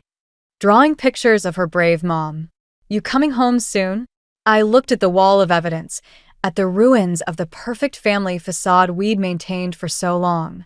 The truth had cost us everything, but it had also set us free. Yes, I texted back. We're going home. My phone lit up with another news alert. Financial empire crumbles. Phoenix Initiative executives begin to talk. I started packing up the evidence. Let them talk. Let them point fingers and make deals. We were already rising from these ashes, stronger than before. This time, without the lies. 6 months later, I stood in our new apartment's living room, watching Avery arrange her art supplies on her dedicated desk. The space was smaller than our old house, but somehow it felt bigger, maybe because it wasn't filled with lies. Mom, look. Avery held up her latest drawing. It's us at the park. I crossed the room to examine her work. The stick figures were smiling, holding hands beneath a yellow sun. No mansions, no perfect facades, just joy captured in crayon strokes. The doorbell rang. Theo stood outside with a newspaper. Thought you might want to see this. The headline read, Phoenix Initiative Masterminds Plead Guilty. Below is a photo of Grant being led into court, Miriam notably absent from his side. Have you heard from her? Theo asked quietly. I shook my head. After our motel confrontation, Miriam had chosen option 2, disappearance. Sometimes postcards arrived for Avery from different cities, always unsigned but unmistakably in Miriam's elegant hand. The prosecutor called. I said, setting aside the paper. They want me to speak at Grant's sentencing next week. Are you going to? Before I could answer, my phone buzzed with an unknown number. The text contained only an address and time, signed M. Mom, Avery called from her desk. Can we hang this up? She held up another drawing, this one showing 3 figures. The smallest wore a crown of stars, while the other 2 stood apart, their stick figure hands reaching toward each other, but not quite touching. Of course, sweetie. I took the drawing, recognizing what she'd captured. Is this about the visit tomorrow? Avery nodded. Tomorrow would be her first supervised visit with Grant since his arrest. She'd insisted on it, showing a wisdom beyond her years about forgiveness and consequences. You don't have to go, I reminded her. I know. She picked up a fresh sheet of paper. But he's still my dad, even if he made bad choices. I hung her drawing next to others on our gallery wall, a collection of moments captured through a child's eyes. Our new home. The day we adopted a rescue cat. Theo teaching her to make tamales. The sentencing hearing. I said to Theo, I'm not going. You sure? After everything he did. Exactly. He did it. And now he's facing the consequences. I gestured to our apartment, to Avery's art corner, to the life we'd built from the ashes of the old one. We don't need to watch him burn. My phone buzzed again, another text from Miriam's number. I'm proud of you both. I deleted it without responding. Some phoenixes rise alone. That evening, after Avery was asleep, I sat at her art desk and picked up a pencil. I hadn't drawn since college, since before I'd met Grant and gotten caught up in his perfect life illusion. The shapes came slowly at first, then faster as muscle memory returned. I drew our old house, but not as it had been. Instead, I drew it consumed by flames, with two figures walking away, not in defeat, but in triumph. Behind them, a new sun rose, its rays touching everything with gold. Theo had asked me once if I regretted not taking revenge when I had the chance. If letting justice take its course instead of burning everything down had felt like surrender. Looking at my drawing, at the home we'd built, at the daughter who is learning that strength comes in many forms, I knew the answer. Sometimes the greatest revenge isn't in destroying what hurt you, but in building something beautiful from its ruins. I added one final touch to the drawing, a small phoenix rising above the flames, its wings spread wide and free. Tomorrow, Avery would face her father. Next week, Miriam might step out of the shadows. Next month, who knew what challenges we'd face? But we'd face them together, on our terms, in our truth. And that was the most perfect life of all. I never thought I'd be the type of person to snoop through my husband's computer. Yet here I was, sitting in our home office at midnight, heart racing as I clicked through folders looking for Sophie's baby pictures. My name is Clara, and this is how I discovered my husband's betrayal, all because of a stupid school project.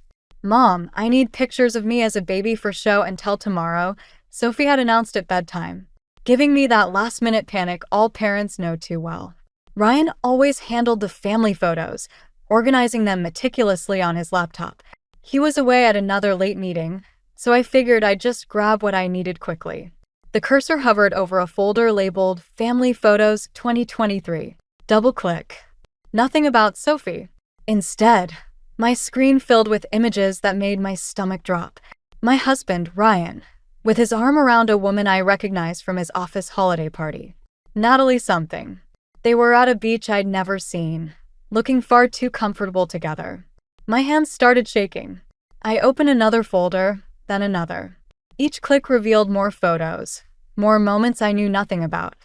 Casual dinners, hiking trips, even a weekend getaway, judging by the hotel room backgrounds. Mommy. Sophie's voice made me jump. Did you find my pictures?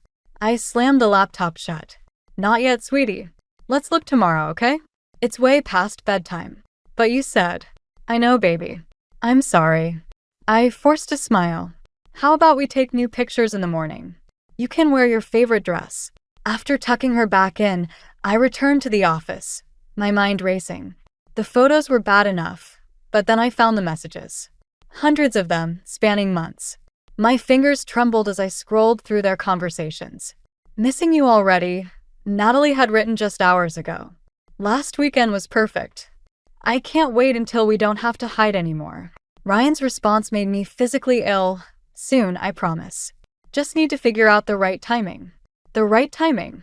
For what? Leaving us? The thought of him planning his exit while playing happy family made rage bubble up inside me. Just yesterday, he'd kissed me goodbye, told me he loved me. Had he already been with her? My phone buzzed, a text from Ryan. Running late again. Don't wait up. I stared at those words, remembering all the late nights, the business trips, the weekend team-building events. How long had I been playing the role of foolish, trusting wife? The house felt suffocating. I needed air, needed to think. Opening the back door, I stepped onto our patio, where Sophie's birthday decorations still hung from her party last weekend. Ryan had been on his phone the whole time. I remembered now. Probably texting her. Lisa, my best friend, would tell me to confront him immediately.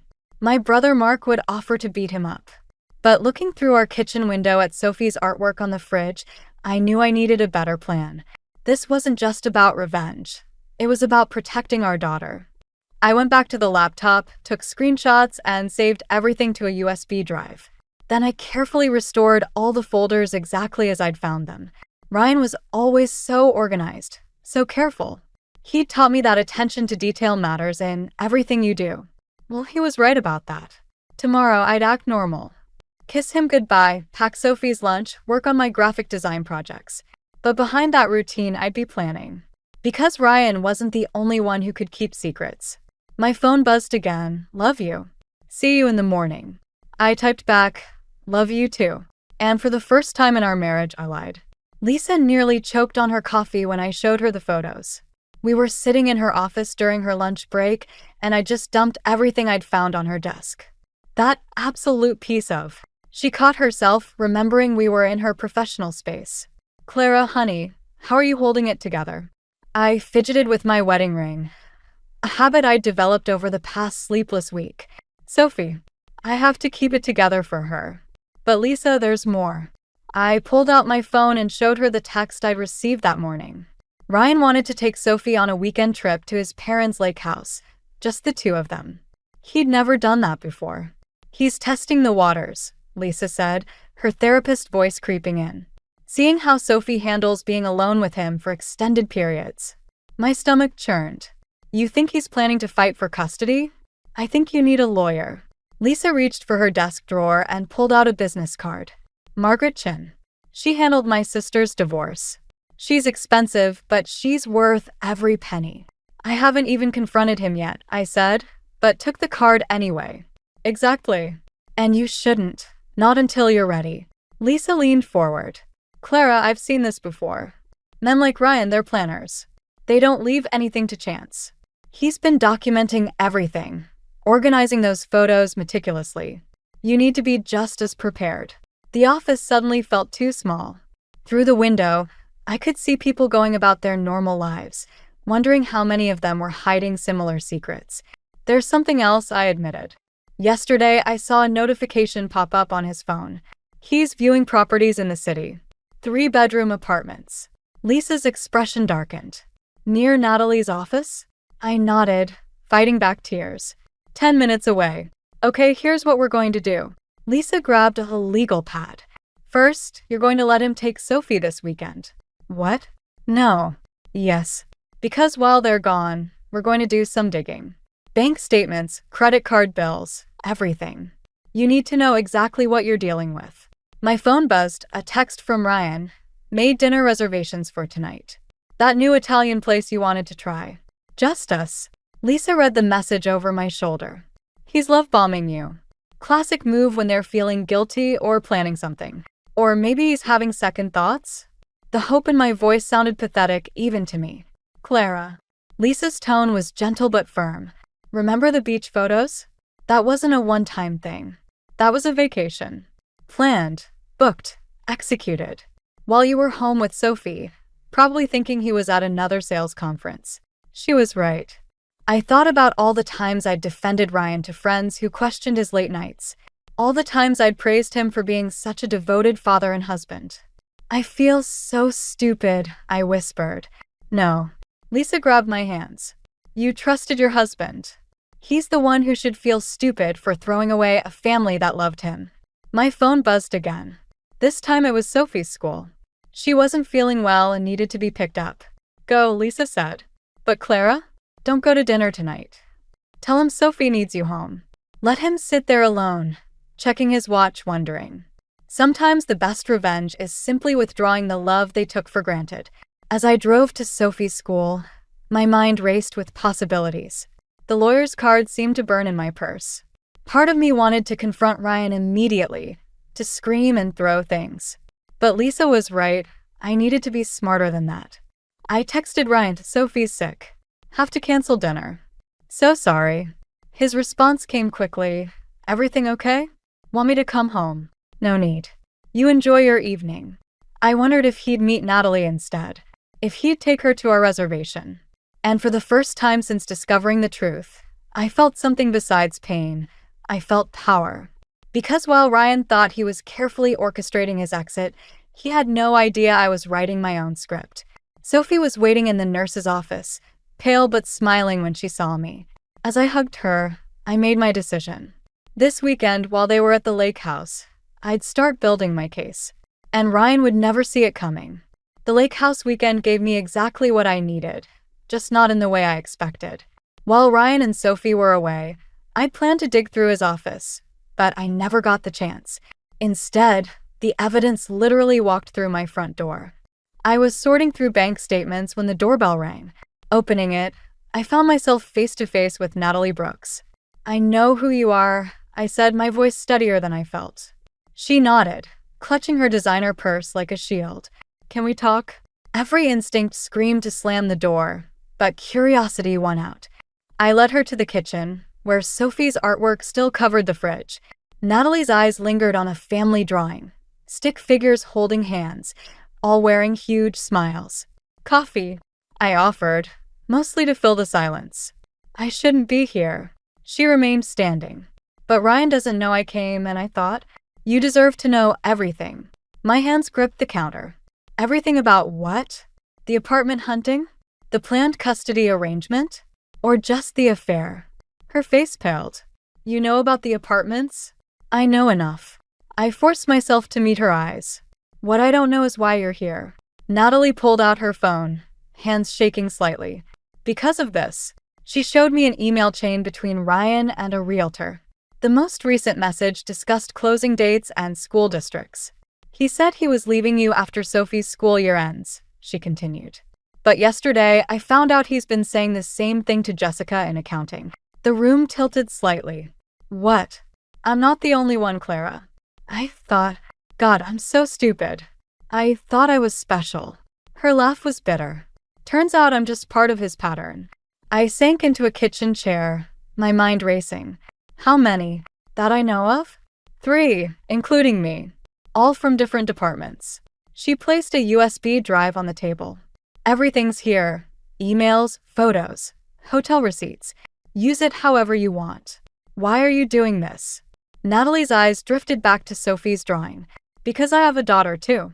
She's 12. And 2 years ago, my ex-husband did exactly what Ryan's doing now. I just wish someone had warned me. The front door opened before I could respond. Ryan's voice called out, Clara? We're home early. Sophie got carsick. Natalie's eyes widened in panic. I grabbed her arm and pushed her toward the back door, whispering, Go. Now.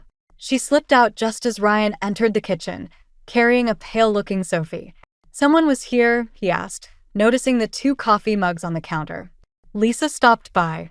The lie came easily now. Sophie, sweetie, let's get you to bed. Later that night, after Sophie was asleep and Ryan was in the shower, I plugged in the USB drive. What I found made me physically ill. Not just the evidence of multiple affairs, but emails to his lawyer discussing divorce strategies. Plans to paint me as unstable, workaholic, neglectful. A detailed timeline for leaving that had been in motion for months. My phone buzzed with a text from Natalie. There's one more thing. Check the folder marked Project Phoenix. The company's investigating him for embezzlement. He's been moving money around, preparing to run. I opened the folder with trembling hands. Financial records, offshore accounts, falsified reports, all meticulously documented. Ryan hadn't just been planning to leave us. He was planning to disappear completely, probably with Jessica from accounting, leaving me to deal with the legal fallout. Another text from Natalie, meeting with HR tomorrow at 9 a.m. to turn everything in. Thought you should know. I deleted the message and closed the laptop. Upstairs, the shower was still running. Ryan was humming, the same tune he'd hummed on our wedding day. My hand brushed against Lisa's lawyer's card in my pocket. Tomorrow, Ryan would walk into work thinking he had everything under control. He'd smile at Natalie, flirt with Jessica, and continue building his house of cards. But tonight, I had choices to make. About Sophie. About our future.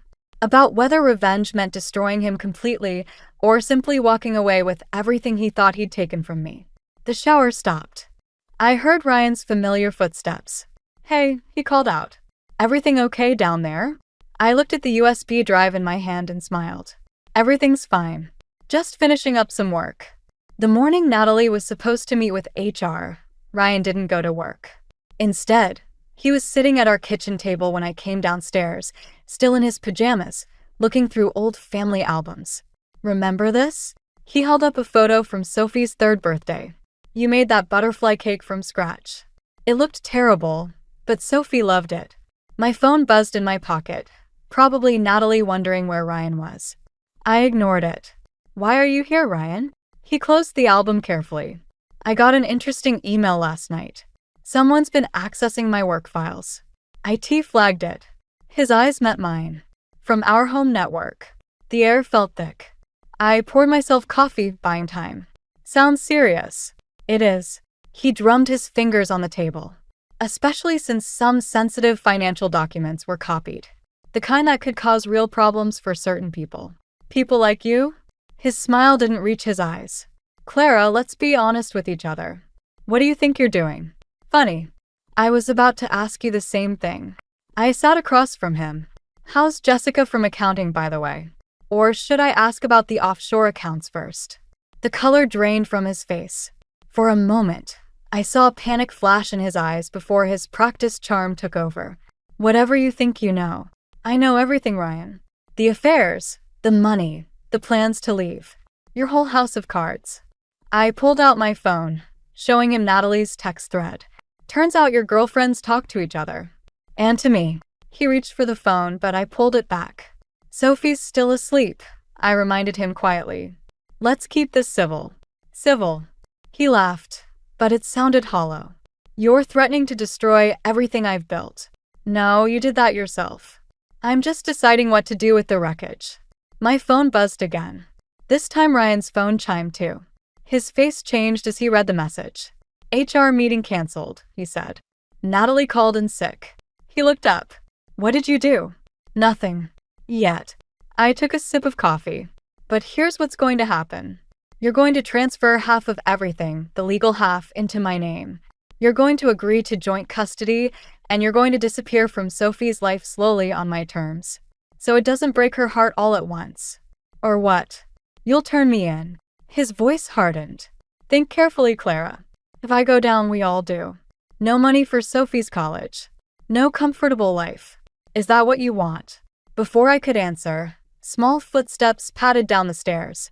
Sophie appeared in her unicorn pajamas, rubbing sleep from her eyes. "Daddy? You're home." Ryan's face softened instantly as she climbed into his lap. "Hey, princess. Just working from home today." Over Sophie's head, our eyes met in a silent standoff. He knew I wouldn't risk Sophie's future. But he'd forgotten something crucial about me, something he'd once loved. I was a graphic designer.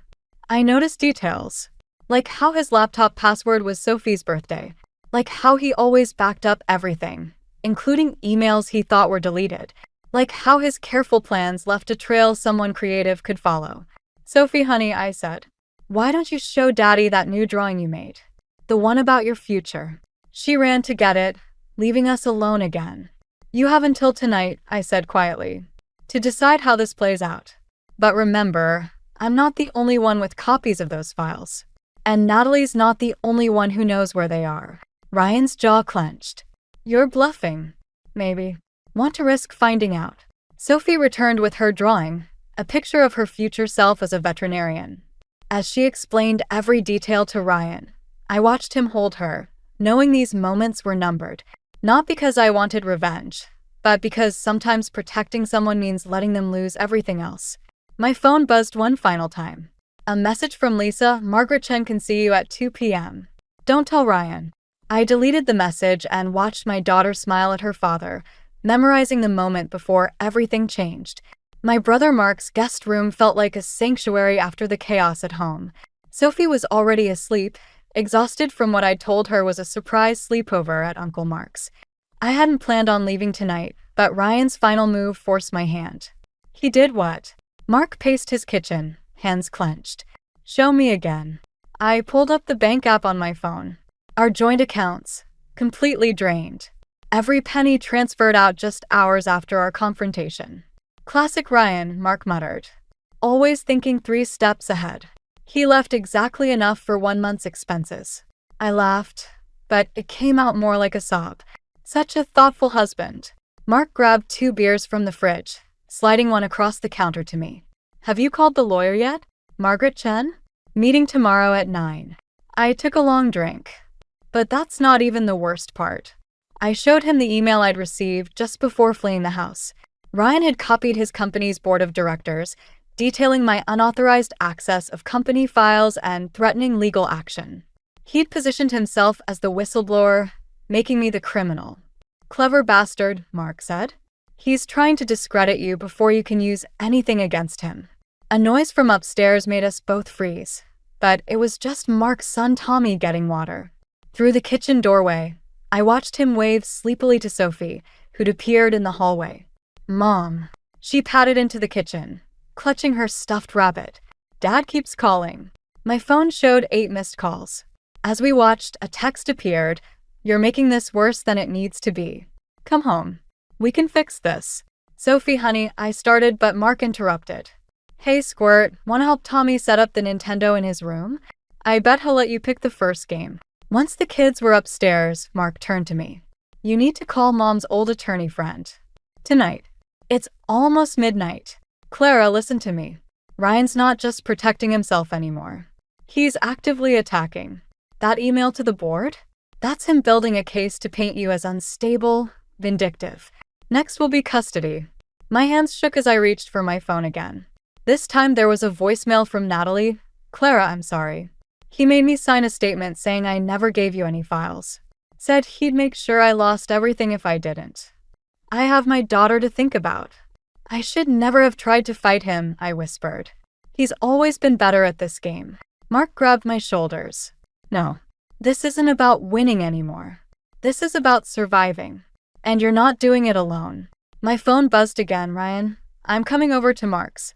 Sophie needs to be home in her own bed. Don't make this difficult. He can't just... Mark started, but headlights swept across the kitchen windows. Ryan's car. Take Sophie upstairs, I said, suddenly calm. Lock the door. Clara. Now, Mark. As Mark disappeared upstairs, I opened my laptop and connected to the home security camera feed I'd installed last week. The screen showed Ryan at our empty house, not here at all. The headlights belonged to a neighbor. But the message was clear. He knew where we were, and this was just the beginning. I opened my email and began typing, Dear Margaret Chen, I need your help immediately. My husband has emptied our accounts and is threatening to frame me for corporate espionage. I have evidence of his affairs and financial fraud, but he's trying to discredit me before I can use it. Upstairs, I could hear Sophie and Tommy laughing at their game. Mark was probably sitting guard outside their door, ready to protect them like he'd protected me when we were kids. Another text from Ryan. Last chance, Clara. Don't forget, I know all your secrets too. I thought about the USB drive hidden in my tampons box, the cloud backups Lisa helped me create, the screenshots saved to multiple accounts. Ryan thought he knew all my moves because he'd never really seen me. Not the real me. I hit send on the email, then started another to the board of directors. It was time they knew exactly who their star executive really was. Sometimes the best revenge isn't about winning the game. It's about changing the rules entirely. Margaret Chen's office felt too cold, too sterile for the bomb she just dropped on me. They're freezing all your accounts, personal and business. The judge granted Ryan's emergency petition this morning. I gripped the armrests of my chair. He can't do that. Those are my client's payments. He's claiming you used company resources to build your freelance business. That all your income is potentially tied to stolen proprietary information. Margaret's expression was grim. It's temporary, but it could take weeks to fight. My phone buzzed. Another client canceling their contract. That made 5 since Ryan's mass email went out last night, warning my entire professional network about the ongoing investigation. He's destroying everything I built, I whispered. Clara. Margaret leaned forward. There's more. Ryan's filing for emergency custody of Sophie. He's claiming you're Unstable behavior and financial irregularities make you an unfit parent. The room tilted. I fumbled for my water bottle, but my hands were shaking too badly to open it. When? Hearings tomorrow morning. I've already filed our response, but my phone rang. Mark's name flashed on the screen. Clara, where are you? Ryan's here with a police officer. They're saying something about a court order. The rest of his words faded into static. I was already running to my car, Margaret calling after me about not making things worse. I broke every speed limit getting to Mark's house. 2 police cars sat in his driveway, lights flashing. Ryan stood on the porch, Sophie crying in his arms while an officer held Mark back. Mommy. Sophie reached for me, but Ryan turned away, shielding her. Clara, he said calmly, like we were discussing dinner plans. The officer has the custody order. Don't make this harder than it needs to be. She doesn't want to go with you. Mark shouted. Tell them, Sophie. But Sophie just cried harder, clinging to her father, the only stability in her crumbling world. My fault. All my fault. Mrs. Thompson, one officer stepped forward. We need you to stay back. The court order is clear. 2 minutes, I managed. Please. Just 2 minutes to say goodbye. Ryan hesitated, then nodded. He set Sophie down, and she ran to me. I knelt, pulling her close, breathing in her familiar strawberry shampoo smell. It's just for a little while, baby, I whispered. Like a sleepover at Daddy's. But I want to stay with you and Uncle Mark.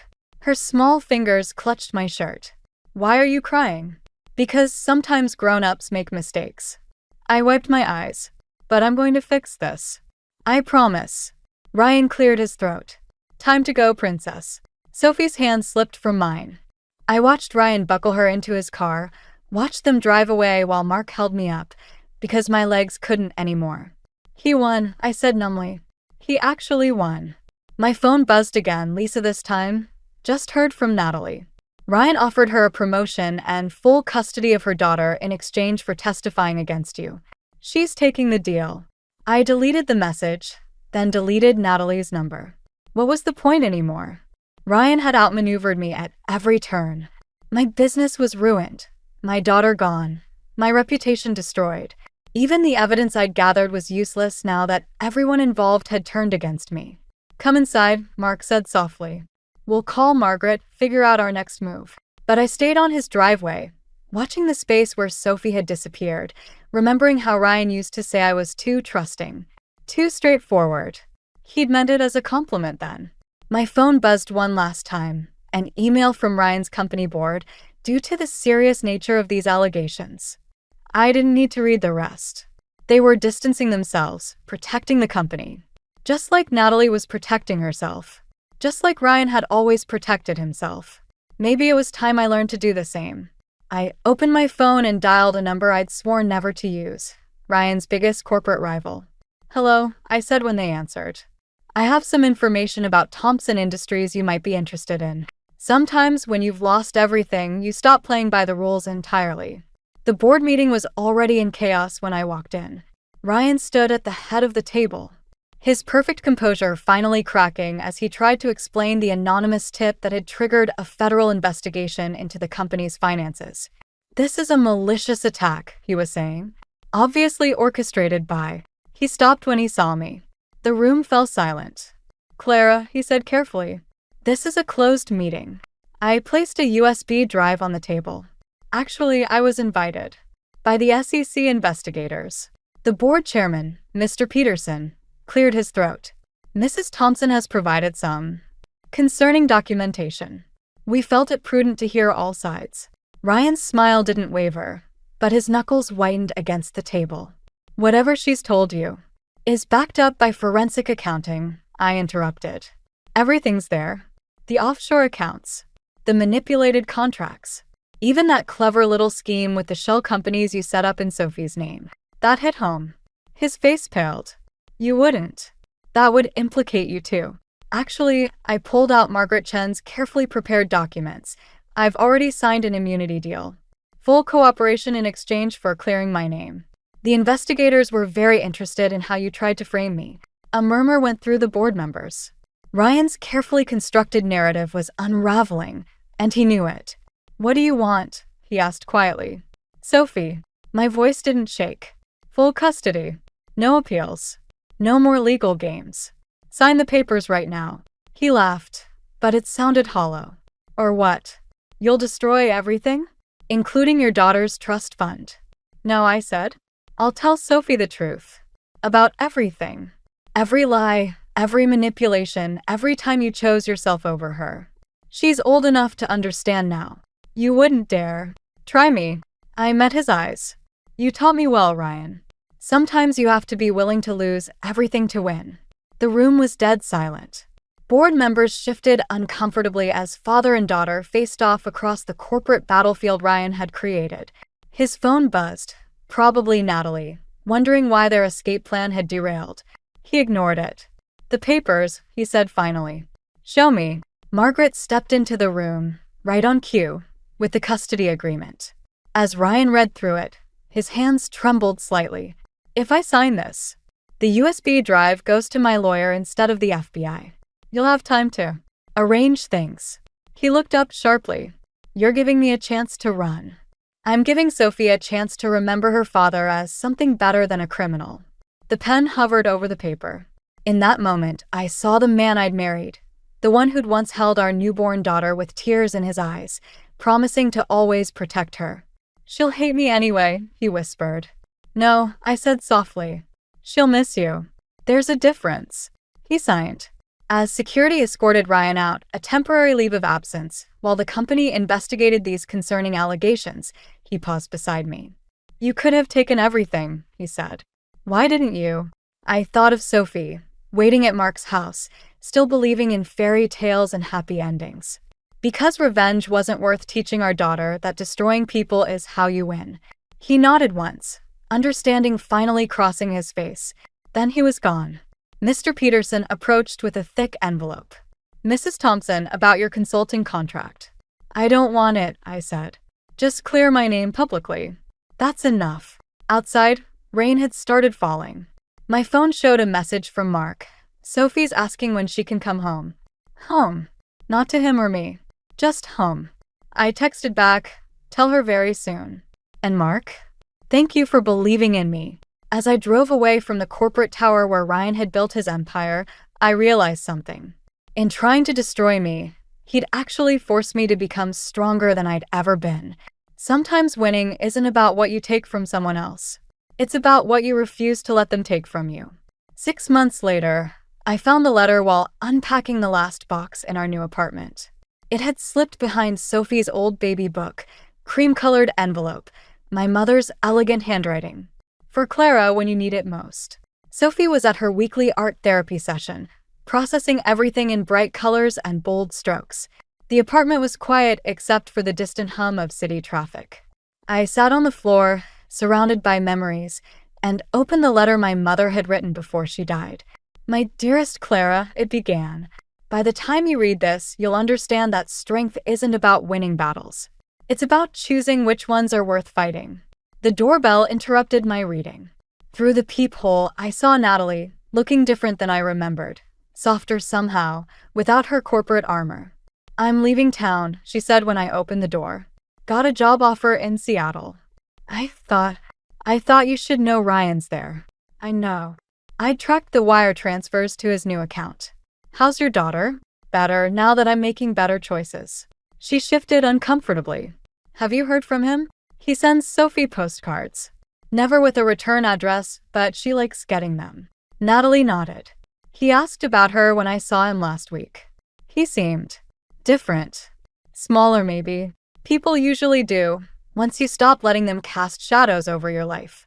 After she left, I returned to my mother's letter, reading through tears about resilience and forgiveness, not for others, but for yourself. About teaching your children that love doesn't mean accepting betrayal, and strength doesn't mean destroying your enemies. My phone buzzed, a text from Lisa. "Guess who just got approved for her counseling license? Drinks tonight." Before I could reply, another message came through from Ryan's old number. "Sophie's art show next week. Can I come?" I stared at the message, remembering the boardroom, his face when he signed the custody papers. He'd disappeared the next day, leaving behind a company in chaos and a daughter with questions I couldn't answer. "Ask Sophie," I typed back. "It's her show." Later that evening, Mark came over with takeout. Sophie was showing his son Tommy her latest paintings when Mark handed me an envelope. "Ryan's lawyer dropped this off," he said quietly. "It's not legal papers," I checked. Inside was a check, a massive one, and a note. "For Sophie's college fund. No strings attached. I'm trying to do better. Are you going to cash it?" Mark asked. I watched Sophie laugh at something Tommy said, her eyes bright, her smile real again. "Yes, I decided. But not because he sent it.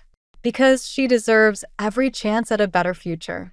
The next morning, I found Sophie studying one of her paintings, a family portrait unlike her old ones. In this version, she stood between me and Mark's family, while a smaller figure watched from a distance. "Is that Daddy?" I asked gently. She nodded.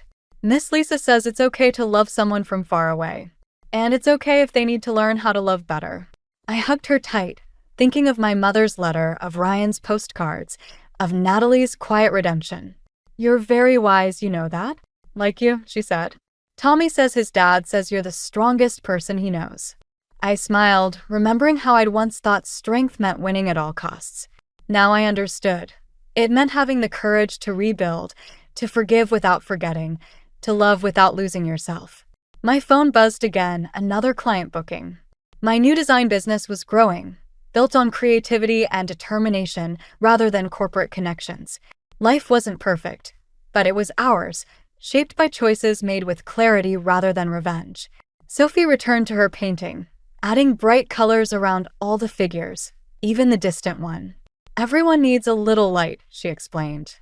I thought of Ryan, somewhere in Seattle, sending postcards to a daughter he was finally learning to love unselfishly.